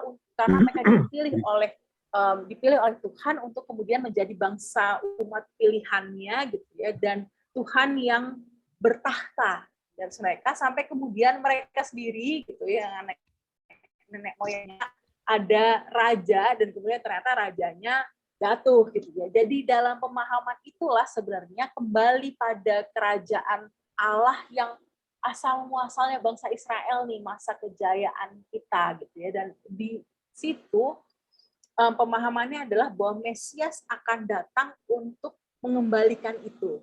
Jadi dalam hal ini Lukas menggunakan penjelasan itu yang kira-kira akan sesuai dengan apa yang diimani oleh Yesus dan murid-muridnya pada saat itu. Tapi di sisi lain Yesus tentunya sedang menyampaikan sesuatu hal yang baru gitu, bahwa 12 suku Israel ini, suku Israel pemahaman bangsa Yahudi gitu ya, tapi bahwa ke-12 ini adalah berdasarkan hubungan dengan Yesus, dan itu yang sebenarnya terjadi kenapa murid Yesus ada 12 juga gitu. Jadi kayak Yesus tuh membentuk suku bangsa Israel yang baru, pakai tanda kutip ya, bangsa Israel yang baru melalui ke-12 muridnya dan juga melalui kemudian ajaran yang diberikannya bagaimana sebenarnya kerajaan Allah. Jadi seperti itu Pak. Jadi lebih ke arah dia menggunakan istilah yang dipahami oleh murid-muridnya yang kemudian diberikan makna baru bahwa nih loh, kamu 12 ini seperti ke-12 suku Israel, tapi kita akan mengalami penghakiman yang baru gitu ya, dalam kerajaan yang baru yang sedang ditetapkan, yang akan terwujud setelah nanti Yesus mati, disalibkan, bangkit, naik ke surga, dan datang kembali. Kira-kira seperti itu, Pak. Menjelaskan nggak ya? Ya. Saya memahaminya kalau sekarang ini, saat ini, bahwa kerajaan dan duduk bersama dengan, makan bersama dengan Tuhan itu ya di sorga gitu kan. Nah terus di situ juga kami bisa juga menghakimi juga orang-orang yang mungkin yang kita nggak suka gitu, kira-kira gitu nggak? Tapi kan kita nggak boleh menghakimi sebetulnya kan. Iya, kalau pemahaman seperti itu bukan kita yang menghakimi, kan Tuhan yang menghakimi gitu ya. Yesus sendiri yang bilang bukan bagianmu bukan untuk menghakimi, hanya Tuhan saja yang bisa menghakimi. Iya. Ya, sementara itu dulu. Eko, terima kasih. Iya. Pak Yosef. Bu Eko, saya mau nanya sedikit. Iya, Tadi kan disebut mengenai 12 suku ya. Saya lupa tuh dulu saya baca. Dari 12 suku itu ada suku terakhir Benyamin yang hilangan ya. Bener nggak? Kok Benyamin hilang? Kalah. Kalau nggak. Sebenarnya hilang semua, tinggal Yehuda, Pak. Enggak, karena juga kan muridnya ada 12. Yudas itu juga kan jadi pecundang gitu ya. Walaupun diganti. Itu ada similarity nggak tuh antara 12 suku sama 12 murid? Bahwa itu ada yang di sana juga ada yang representasi suku-suku ya, yang hilang nggak ya, kalah pokoknya, perang kalah jadi hancur gitu, enggak ya? Enggak, Pak. Kalau itu ya itu sih yang Benyamin memang ada pecahan gitu ya. Tapi pada akhirnya semuanya hilang gitu sebenarnya, karena Yehuda aja. Iya, kecuali Yehuda. Makanya kemudian mereka jadi disebut orang Yahudi gitu. Jadi sebenarnya yang hilang tuh ada 10 gitu. Kenapa? Karena mereka dikalahkan oleh bangsa Asyur. Sebenarnya ada sih di bacaan di awal. Jadi memang mereka benar, biasanya benar, tapi nggak cuma satu suku Pak yang hilang gitu ya. Karena jadi mereka memang karena mereka berperang lalu sempat tidak menurut gitulah ya, lalu terpecah seperti itu. Ya, dalam rangka tadi menjudge itu kalau ada di sorga kan, saya mau nanya, semua itu sesuai dengan rencana Tuhan kan, Israel berkumpul lagi dan sebagainya menjadi negara Israel lagi setelah Daud berapa ratus tahun tuh, 400 tahun kalau nggak salah, sehingga dijajah lagi sama Suria, Babilonia sama Romawi gitu ya. Terus balik lagi dan sampai sekarang kan masih tetap mereka itu belum percaya sama Mesias gitu ya, Mesias ya. Secara keseluruhan mungkin ada orang Israel yang percaya, tapi kita pengertiannya seperti itu. Apa enggak ada kaitannya enggak apa yang tadi itu sebutkan bahwa hey orang Israel, kamu jangan take for granted gitu. Bahwa kamu akan masuk surga gitu karena nggak percaya sama Mesias gitu, dan don't take for granted. Jadi akhirnya mereka diadilin juga gitu kan. Sebab mereka berpikir, gue nggak diadilin. Kemudian bangsa pilihan kok, bangsa Yahudi, Tuhan Yesus orang Yahudi bangsa pilihan itu, dipilih udah gitu. Barangkali. Sebenarnya ini jadi rumit nanti Pak, tapi kalau satu hal sih ya, kalau misalnya mau dibilang soal apakah bangsa Israel kemudian merasa gue bangsa pilihan, sebenarnya itu udah hilang ketika mereka mengalami kehancuran itu. Jadi di zaman Yesus sebenarnya bangsa Israel pun orang-orang Yahudi yang tersisa itu sudah tidak lagi percaya diri gitu ya. Levelnya bukan tadi kan Bapak kayak kita nggak bakal dihakimi gitu, bangsa pilihan. Sebenarnya kepercayaan diri itu udah hilang ketika mereka hancur berantakan, tercerai-berai gitu ya, yang kita tahu disebut sebagai masa pembuangan gitu. Ini kalau di Alkitab kita tuh zamannya para nabi mulai dari Yesaya dan seterusnya itu bahkan sebelum itu sih. Tapi pada masa-masa yang kita sebut sebagai masa-masa pembuangan itu sebenarnya rasa percaya diri itu udah hilang gitu ya. Tapi mereka masih tetap bertahan bahwa Mesias akan datang. Nah, dari situ sebenarnya ketika kemudian, jadi kalau dibilang, oh terus sekarang kan mereka membuat Israel, ini udah jauh banget itu sejarahnya. Bahkan di zaman Yesus pun mereka ceritakan berkumpul kembali. Sebelum Yesus juga udah berkumpul kembali sih, membangun kembali Yerusalem gitu kan. Yeremia, lalu Ezra, itu kan mereka membangun kembali tembok Yerusalem. Jadi sebenarnya confidence-nya bahwa kita nih umat pilihan dan Tuhan tidak akan menghakimi kita tuh hilang, hancur berantakan gitu ya ketika mereka jatuh dalam pembuangan, karena kemudian mereka menyadari bahwa ini karena dosa-dosa kita sendiri. Dan ketika mereka kembali, disitulah mereka kemudian, oh karena kita waktu itu berdosa maka kita jadi dibuang gitu ya, kita masuk dalam pembuangan, kita hancur, maka sekarang kita kembali ini kita harus benar-benar loh mempelajari hukum Taurat gitu. Dan dari situ sebenarnya muncullah kenapa ada ahli-ahli Taurat dan orang-orang Farisi, karena usaha untuk bagaimana caranya kita hidup sebisa mungkin, sedekat mungkin dengan bangsa Israel mula-mula gitu ya, supaya kita tidak lagi dibuang. Tapi belum benar-benar diterima kembali nih sama Tuhan gitu, karena Mesiasnya belum datang gitu ya dalam pemahaman Yahudi seperti itu. Jadi itulah kemudian yang dikritik oleh Yesus. Kenapa? Karena dalam sejarah perkembangannya usaha untuk menjadi orang Israel yang baik gitu ya, ini menjadi sangat letterleh gitu ya. Pokoknya peraturannya seperti ini, kita harus nurutin kayak gitu. Titik komanya bahkan kemudian sama mereka dibesarkan lagi dan lebih dispesifikan, karena misalnya firman Tuhan adalah ingatlah dan khususkanlah hari Sabat. Oke, ingatlah dan khususkanlah hari Sabat tuh harus gimana kita? Oh, kita tidak boleh kemudian sampai ke detail-detail gitu, tidak boleh mengangkat sesuatu yang lebih berat dari 2 kilo gitu misalnya.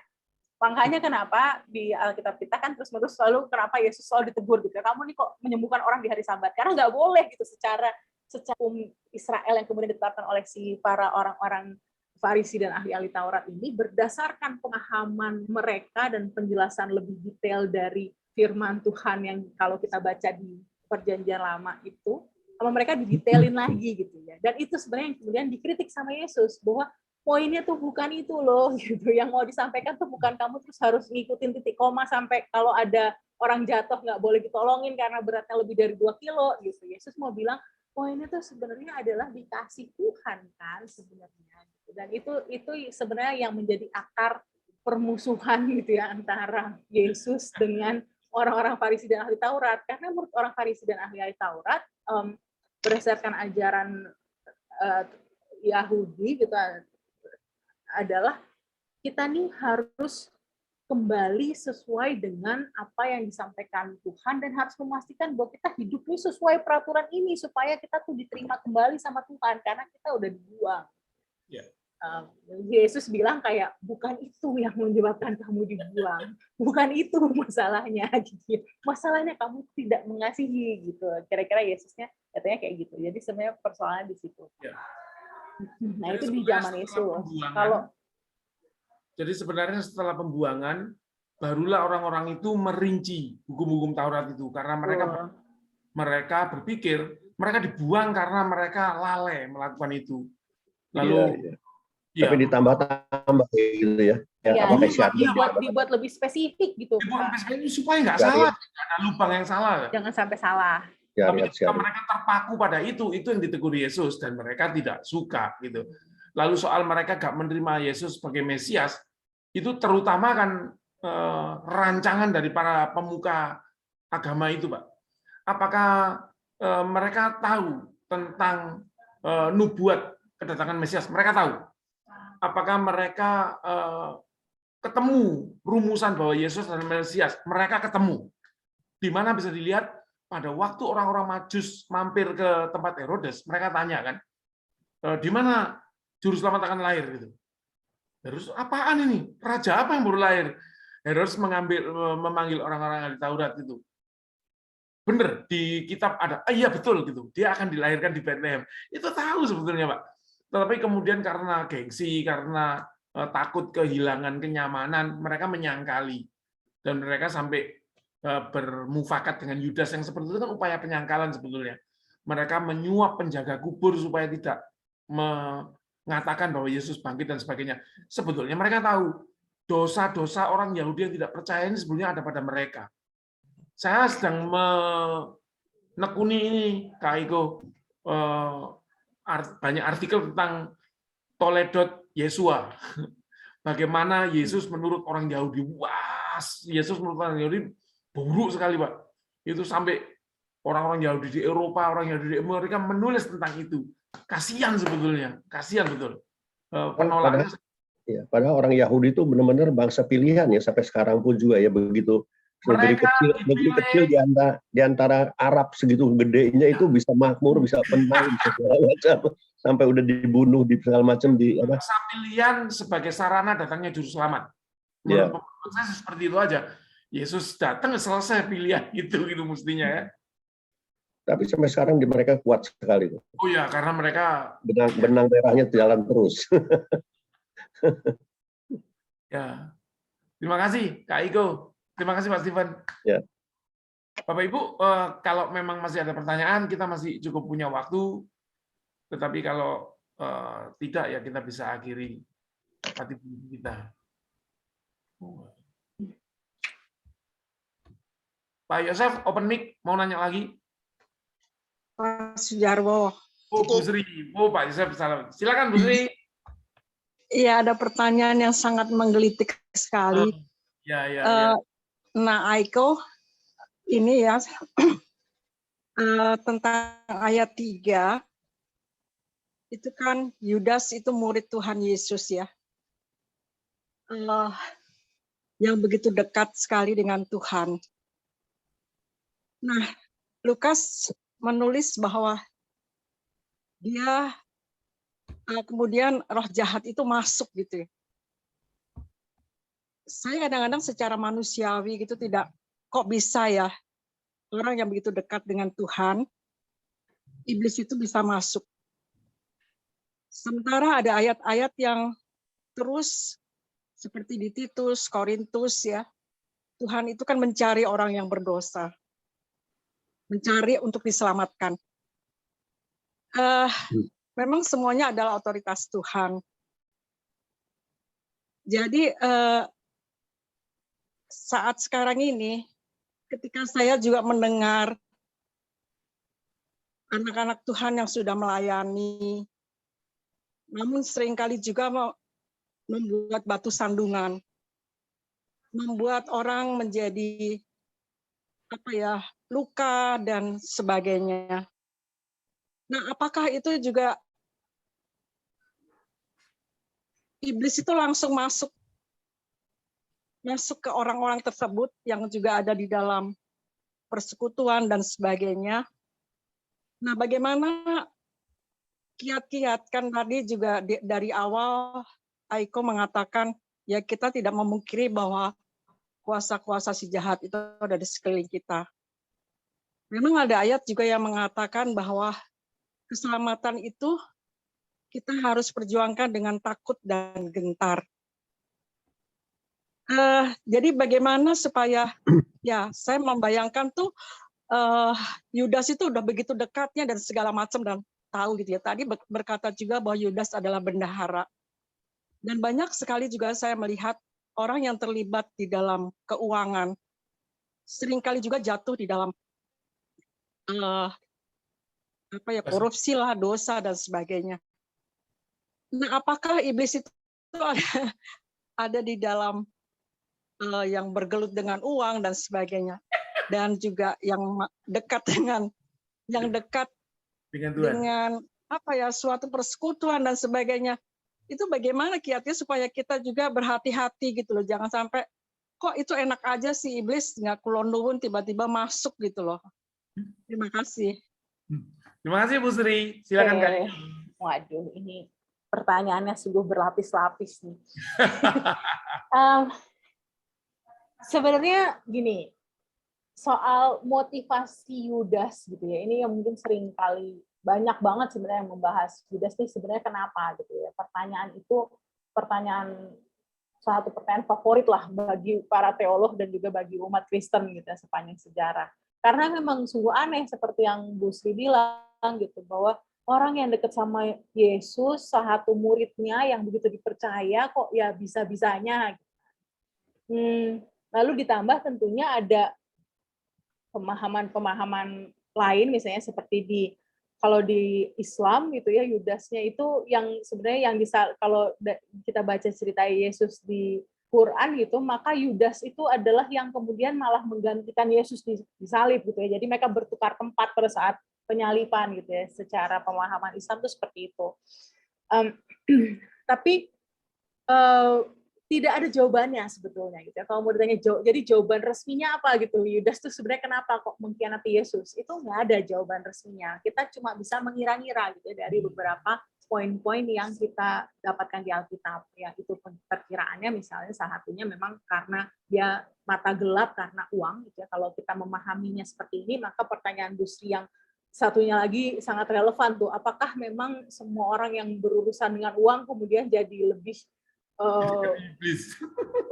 dekat dengan bisikan iblis gitu ya.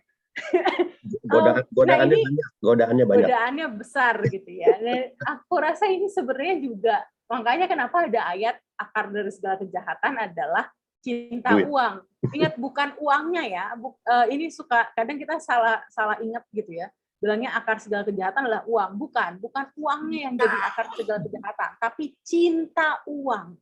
Jadi, dan ini sebenarnya topik yang banyak disampaikan oleh Yesus juga gitu. Yesus misalnya bilang, janganlah kamu mengumpulkan harta di dunia, tapi kumpulkan harta di surga. Karena apa? Karena harta di dunia ini, karena di mana hartamu berada, disitulah hatimu berada. Gitu. Yesus tuh banyak banget tuh bahas soal itu. Nah, dan juga sebenarnya kalau kita lihat pembahasan ajaran-ajaran disampaikan Yesus itu banyak sekali bicara soal kecukupan di tengah-tengah dunia. Gitu. Jadi kalau ditanya kenapa demikian, salah satunya tentu karena Yesus dan murid-muridnya adalah orang-orang yang hidup di tengah dunia yang tidak berkecukupan sebenarnya gitu. Mereka kan kalau di pemahaman sosiologi zaman sekarang tuh sebenarnya stratanya tuh strata bukan menengah ke bawah, bahkan sangat bawah gitu ya.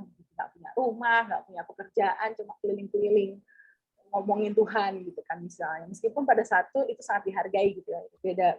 Beda zaman. Tapi secara harta dunia, mereka tuh bukan siapa-siapa. Gitu. Jadi ini pergumulan yang sangat real, dan pergumulan bukan siapa-siapa itu sangat real juga bagi semua bangsa Israel. Makanya kenapa murid-muridnya, kenapa Yesus tuh banyak yang ikutin, karena ini pergumulan setiap orang pada masa itu gitu ya. Karena yang kaya tuh ya cuma yang kaya-kaya banget gitu, yang orang-orang yang adalah para raja-raja gitu, yang pengusaha-pengusaha yang sangat luar biasa kayanya. Middle class-nya tuh dikit gitu ya. Kalau zaman sekarang middle class-nya kan makin lama makin besar. Kalau di zaman itu tuh wah bagaikan langit dan bumi gitu antara yang raja dengan yang orang biasa-biasa aja. Sehingga pergumulan soal uang, pertanyaan soal besok pagi kita makan apa, pertanyaan soal ini bayarannya mahalan apa enggak gitu ya. Itu pertanyaan yang sangat benar-benar pergumulan sehari-hari gitu ya. Ketika memberikan persembahan 2 keping yang adalah biaya makan 2 hari gitu kan, itu kan sebenarnya hal-hal yang kita baca di Alkitab kita gitu. Itu pergumulan soal uang adalah hal yang sangat nyata dan sangat real, sangat sehari-hari, dan Yesus tuh hadir untuk menjawab itu di masa tersebut. Di masa sekarang kalau kita tarik ke masa kita, tentunya saya rasa Bapak Ibu di sini pasti setuju juga bahwa kita masih terus bergumul dengan itu gitu ya. Pergumulan uang ini masih terus ada gitu. Kenapa? Karena kita mungkin bisa dikatakan secara manusia mungkin merasa tidak pernah cukup gitu ya. Ini salah satu pergumulan teologis yang paling sering terjadi adalah bicara soal kecukupan. Cukupnya itu kapan? Karena apa? Karena kenyataannya adalah secara tradisi kekristenan mungkin dan tradisi pengajaran Kristen sebenarnya kita bisa dikatakan yang menyebabkan adanya kapitalisme di dunia ini tuh ya ajaran Kristen gitu ya. Tapi bukan ajaran Yesus, ajaran kekristenan dalam perkembangannya. Kenapa? Karena misalnya Calvin yang kita tidak boleh menghabiskan uang ini, kita harus mengumpulkan, tidak boleh hidup bermewah-mewah gitu. Jadi kan kalau dapat uang diapain? Ya dikumpulin gitu kan. Kemudian diapain? Ya digunakan untuk seperti itu. Jadi ini sejarahnya rumit banget nih persoalan keuangan ini gitu ya. Termasuk juga misalnya sebelum Calvin, kalau kita mau tarik misalnya Gereja Katolik gitu ya, sebelum perpecahan reformasi, maka juga kita bicara soal kekuasaan, bagaimana sebenarnya kerajaan, karena ini jadi ngomongin sejarah Kristen panjang lebar ya, nggak apa-apa lah ya.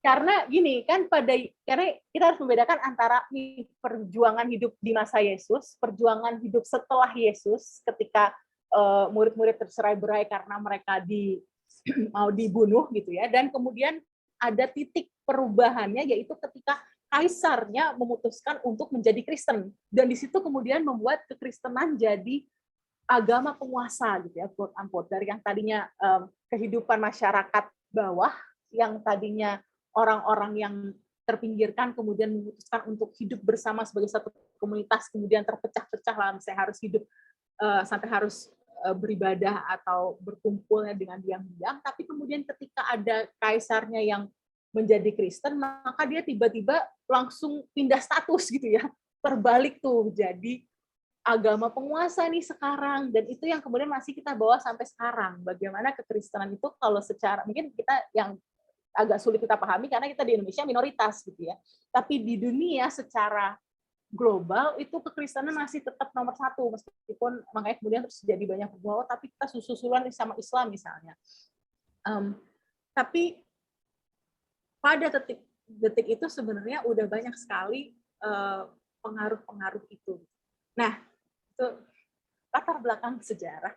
Tapi balik ke masalah uangnya, bagaimana kemudian penguasa dengan kekristenan jadi mirip, itu tadi yang mau dibicarakan. Tapi bahwa pergumulan dengan uang masih terus menjadi suatu pergumulan kita. Dan pasti Bapak Ibu setuju gitu ya. Pasti mungkin coba diperhitungkan ke belakang, berapa kali dalam 1 bulan, mungkin 1 tahun, kita memikirkan soal uang. Apakah itu kebanyakan uang atau kesedikitan uang, atau uang persembahan berapa persen yang mau dikasih gitu. Ini sering banget ya kita ngomongin uang gitu kan sebenarnya. Kenapa perpuluhan jadi topik yang sering dibahas gitu. Kan karena itu. Lalu mungkin sekarang saham turun dan sebagainya. Hidup kita tuh uang gitu ya, kayak lagu sekolah minggu, apa yang dicari orang, uang gitu. Jadi kalau mau ditanya apakah memang orang yang dekat dengan uang itu vulnerable untuk didekati iblis, iya gitu. Tapi masalahnya orang yang dekat dengan uang tuh kita semua gitu ya, nggak secara spesifik bendahara. Sebenarnya kita semua ada kecenderungan itu gitu. Ketika kemudian ada kesempatan. Nah, makanya key point-nya di situ sebenarnya bicara soal apakah ada, kalau istilahnya orang-orang pada umumnya bilang soal apakah kita membuka celah gitu ya untuk kejahatan itu masuk, untuk iblis itu masuk. Celahnya di mana? Ini mungkin yang jadi pertanyaan. Intinya tadi sebenarnya kan, karena misalnya kita bilang, secara sekolah minggu gampang tuh jawabnya. Kita supaya tidak ada celah, kita harus selalu hidup baca kitab suci, doa tiap hari gitu kan. Tapi kenyataannya kan tidak semudah itu, Ferguson gitu. Baca kitab suci, doa tiap hari lah ya. Orang ini Yudas nih loh tadi yang kita ngomongin, Yudas setiap hari tuh ngomongin sama Yesus gitu kan. Tapi kita nggak tahu ketika dia bersama dengan Yesus yang ada dalam hatinya tuh apa. Gitu ya. Dan itu yang kemudian menjadi kenapa kok motivasinya Yudas tuh kita nggak bisa tahu sebenarnya kenapa kok dia memutuskan untuk melakukan itu. Jadi kalau pertanyaannya, terus kita harus gimana dong nih gitu ya. Maka kita harus gimana dong nih-nya itu adalah ya kita harus menjadi orang-orang yang memang secara aktif melawan gitu ya. Mungkin balik lagi ke ayat kita tadi, menyediakan pedang, tapi bukan pedang secara harfiah, tapi pedang untuk ketika ada pikiran, ketika ada kesempatan untuk melakukan hal yang jahat terkait uang ataupun terkait hal-hal lain, nah itu dilawan gitu kan. Karena pikiran-pikiran buruk itu kan masih selalu ada ya. Aku rasa nggak ada di antara kita yang bisa bilang, wah aku sehari-hari itu pikirannya baik terus gitu. Pasti nggak ada lah ya, mau itu pikiran marah sama motor yang tiba-tiba nyalip, sampai ke pikiran, wah ini ada kesempatan untuk menerima uang sebesar 1 miliar, ini kita mau terima apa enggak gitu ya. Itu kan pasti pergumulan-pergumulan yang kita hadapi setiap hari gitu, dan memang itu akan terus kita hadapi. Tapi poinnya adalah kemudian bagaimana kita menggunakan pedang firman Tuhan atau pedang kekuatan dari Roh Kudus untuk bilang bahwa ini suatu hal yang buruk nih yang terjadi saat ini. Aku ternyata lebih fokus pada misalnya jumlah uangnya daripada latar belakangnya dari mana dan bagaimana sebenarnya Tuhan setuju nggak, Tuhan suka nggak dengan keadaan ini. Itu yang kemudian menjadi hal-hal yang harus kita memperlengkapi diri kita. Gitu. Dan kalau kita balik ke ayat bacaan kita hari ini, bagaimana Yesus bilang murid-murid Yesus tuh harus memperlengkapi diri. Nah itu jadi relevan banget gitu ya, bahwa kita tuh harus memperlengkapi diri dari berbagai sumber, dari berbagai hal selengkap mungkin, harus siap untuk semua pergumulan-pergumulan ini, karena pergumulan itu akan selalu ada dalam kehidupan kita, dalam berbagai bentuknya. Enggak tahu menjawab apa enggak, Bu Sri, mudah-mudahan menjawab. Terima kasih, Aiko. Jadi yang penting menggunakan pedang roh sama jangan membuka celah ya. Iya, seperti itu sih kalau misalnya ini. Cuma ya dengan kerumitannya ya, Bu. Ya, terima kasih, Nak. Kak Eko coba membantu menjawab dari sisi yang lain. Saya secara khusus menulis tentang Yudas 2 kali di kasut terakhir pun ada uraian tentang Yudas. Bu Sri tadi kan bertanya, Yudas itu kan dekat dengan Yesus, setiap hari dengan Yesus. Kok iya ya dia bisa dimasuki iblis gitu? Yang ingin saya katakan adalah kedekatan fisik tidak menjamin apa-apa gitu. Kita mau berjalan dengan Yesus 40 tahun berjalan aja, tapi kalau hati kita tidak tertaut ke Dia, ya buat apa gitu?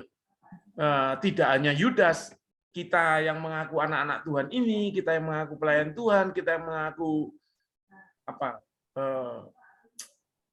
hamba-hamba Tuhan pada pendeta itu, kalau hatinya tidak tertaut ke Yesus ya sama saja gitu kan. Makanya yang paling penting adalah punya persekutuan yang benar dengan Tuhan, mencari kehendak Tuhan dan sebagainya gitu kan, sehingga melalui itu iblis tidak akan masuk ke kita gitu. Di awal saya katakan iblis masuk Yudas setelah Yudas membukakan hatinya, karena bagaimanapun juga rancangan Yudas awal itu nggak ada hubungannya dengan iblis gitu kan. Yudas itu adalah orang yang mendambakan kemerdekaan Yahudi secara fisik, Ibu. Pengen punya pemimpin yang bisa menghalau penjajah Roma. Tadinya Yudas itu muridnya Yohanes Pembaptis. Lalu begitu melihat pernyataan Yohanes Pembaptis tentang Yesus dan melihat Yesus yang lebih dinamis, dia ikut ke sana karena Yohanes kan pasif di sungai gitu aja ngomong gitu kan. Nah, dia mengikut Yesus. Nah, dia punya harapan. Nah, Yesus ini nanti yang akan begitu. Tetapi ketika sampai pada ujungnya, loh kok nggak ada tanda-tanda itu ya gitu. Makanya dia ada satu komentator yang mengatakan ketika Yudas mengkhianati dan menjual Yesus, itu sebetulnya juga merupakan upaya terakhir dari Yudas untuk memancing agar Yesus itu bisa bertindak menurut skenarionya. Nanti tak cium Yesus di taman ya, kau tangkap dia. Dia itu Yesus. Nah, Yudas berharap pada saat itu Yesus menunjukkan kuasanya, lalu revolusioner, lalu begitu-begitu, dan akhirnya perang dengan Romawi, dan terjadilah kemerdekaan itu. Ternyata enggak juga gitu. Makanya Yudas menyesalkan akhirnya kan. Jadi kalau dari satu sisi yang lain itu, yang soal uang enggak, saya enggak mau masuk ke sana gitu. Demikian, Bu Sri. Demikian Kak Igo. Terima kasih Mas Darwo. Terima kasih Bu Sri. Bapak Ibu, kalau masih ada satu pertanyaan lain,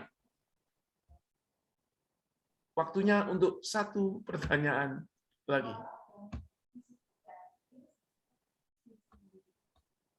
Oke? Tidak ada?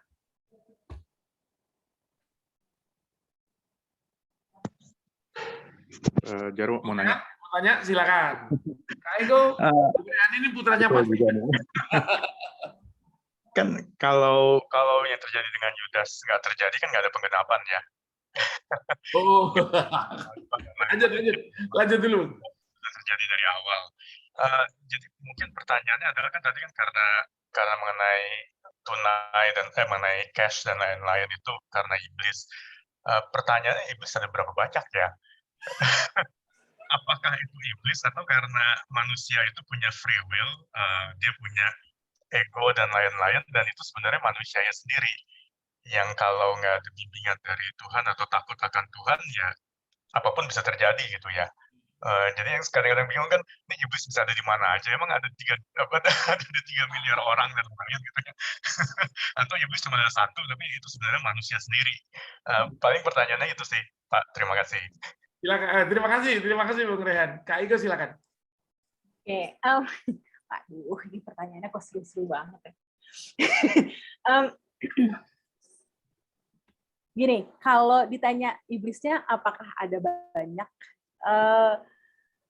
sebenarnya tergantung pemahaman kita mau memahaminya seperti apa sih ya. Kalau aku sih secara pribadi akan lebih suka memang bukan lebih suka. Sebenarnya gini, bahwa kita punya free will itu jelas gitu ya, itu secara GKI juga sangat spesifik gitu mengatakan bahwa kita tuh memang diberi pilihan dan memang kemudian jadi hak kita untuk memilih A atau B, baik atau buruk misalnya gitu ya sederhananya. Tapi apakah ada suara-suara yang mengganggu kita itu apakah asalnya dari dalam diri kita sendiri atau apakah ada makhluknya yang bisik-bisik gitu ya. Nah ini jujur aku nggak tahu sih jawabannya gitu ya, apakah dari diri sendiri atau enggak, mungkin tergantung iman kita gitu, meyakini apa enggak ada yang bisik-bisik di ini gitu ya, atau memang dari dalam hati kita. Tidak mau menjawab karena tidak tahu apakah memang ada bentuknya iblis, tapi di sisi lain memang secara Alkitab juga mengatakan iblis dengan anak buahnya gitu, jadi nggak cuma iblis satu, tapi dia punya banyak bala tentaranya juga gitu ya, yang bersiap-siap dan siaga di mana-mana. Jadi cuma bagaimana kita memahaminya, apakah kemudian dari suara hati yang bisa A, bisa B, atau ini, ya itu bisa kita perdebatkan sampai lama, nggak akan ada jawabannya sebenarnya, karena kita nggak ada yang bisa lihat gitu kan, ini yang bisik-bisik nih iblis apa suara hati kita gitu kan. Jadi kalau aku secara pribadi sih memang lebih ke arah bagaimana kita mendengar pilihan-pilihan itu, dan kadang suaranya tuh ya dua-duanya ada memang dalam diri kita, karena manusia juga diciptakan seperti itu gitu, punya pilihan. Karena Tuhan tidak mau memaksa kita untuk melakukan perbuatan baik gitu ya, kita bukan robot. Itu sih sebenarnya. Tadi kayaknya ada bagian lain dari pertanyaan itu. Predestinasi. Kalau Yudas tidak melakukan sesuatu, maka kalau Yudas tidak melakukan sesuatu, ini bukan pertanyaan sih itu. Maksudnya pertanyaannya.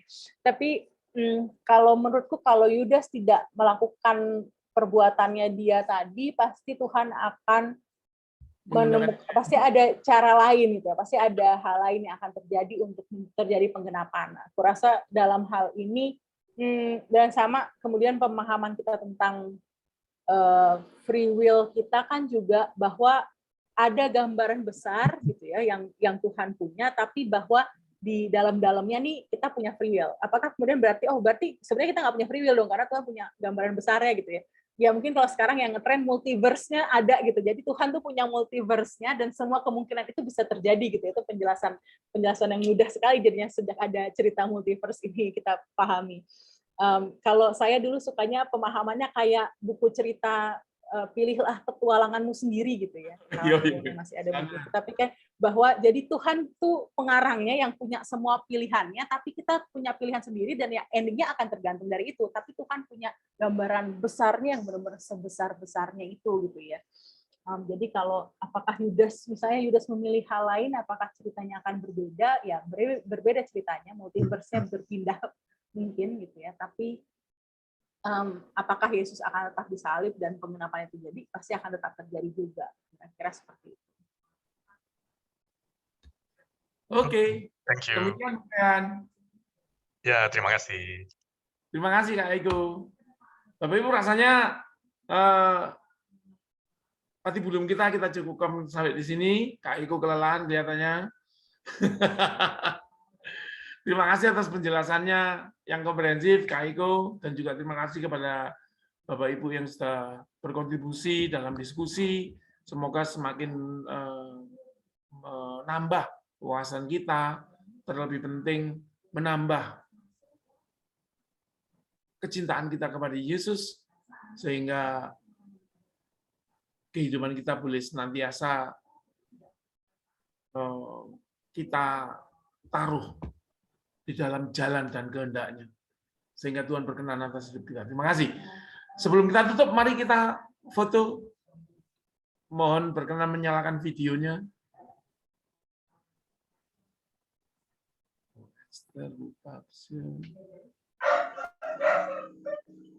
Selamat malam Pak Erik.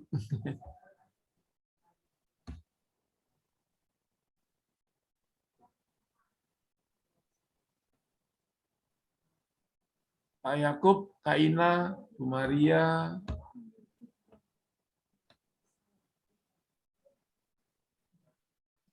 Oke, saya akan foto. Kita ada 2 halaman. Kita tidak pernah tahu kita ada di halaman mana, maka tersenyumlah sampai proses foto selesai. 3, 4. Ini yang pertama, saya amankan dulu.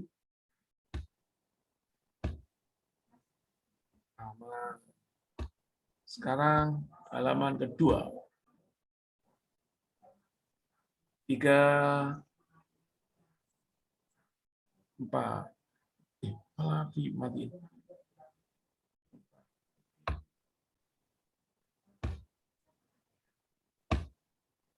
Aman. Oke, Bapak Ibu, terima kasih atas kehadirannya. Mari kita tutup dalam doa. Bu Indri Wilmana berkenan menutup dalam doa. Unmute dulu, Bu. Yang lain aja dulu Pak Jarwo, saya gitu. belum bisa. Ya, Bu Sri Hidayat akan menutup dalam doa. Mari Bu Sri. Nggak buka video ya. Nggak apa-apa, kan merem kita. Oke, mari kita satu dalam doa. Allah Bapa di dalam surga, yang kami sembah dalam Kristus Yesus Tuhan. Sungguh suatu sukacita yang besar Bapa. Ketika kami duduk diam, mendengarkan, belajar tentang kebenaran-Mu Bapa. Terima kasih untuk Pak Sujarwo yang terus mengupayakan kami dalam PA Patibulung ini Bapa. Dan malam ini, Pak Aiko juga telah memberikan uraian penjelasan yang begitu luar biasa. Karena hikmat-Mu yang Kau berikan Bapa. Kami sungguh bersyukur Bapa. Mari berikan kami roh kerinduan senantiasa untuk selalu mau ingin ditambahkan terus tentang kebenaran-Mu Bapa. Mampukan kami juga untuk mengaplikasikan dalam kehidupan kami hari lepas hari. Berkati kami Tuhan dengan kekuatan kesehatan yang daripada Tuhan. Dan di dalam kesehatan Tuhan, inilah pakai kami Tuhan untuk menjadi dupa yang harum di hadapan-Mu. Menjadi alat garam dan terang di tengah-tengah di mana Tuhan tempatkan. Dalam nama Tuhan Yesus, Sang Penyelamat dan Penebus kami yang luar biasa, kami naikkan seluruh syukur kami. Amin. Amin. Terima kasih Bu Sri. Bapak Ibu, kita jumpa kembali minggu depan dengan tema kisah pengkhianatan yang akan dipimpin oleh Saudari Seva. Terima kasih. Selamat malam. Tuhan berkati. Terima kasih Pak Sujarwo. Terima kasih Pak Jarwo. Terima kasih Aiko. Terima kasih Pak Jarwo. Terima kasih Aiko. Terima kasih juga.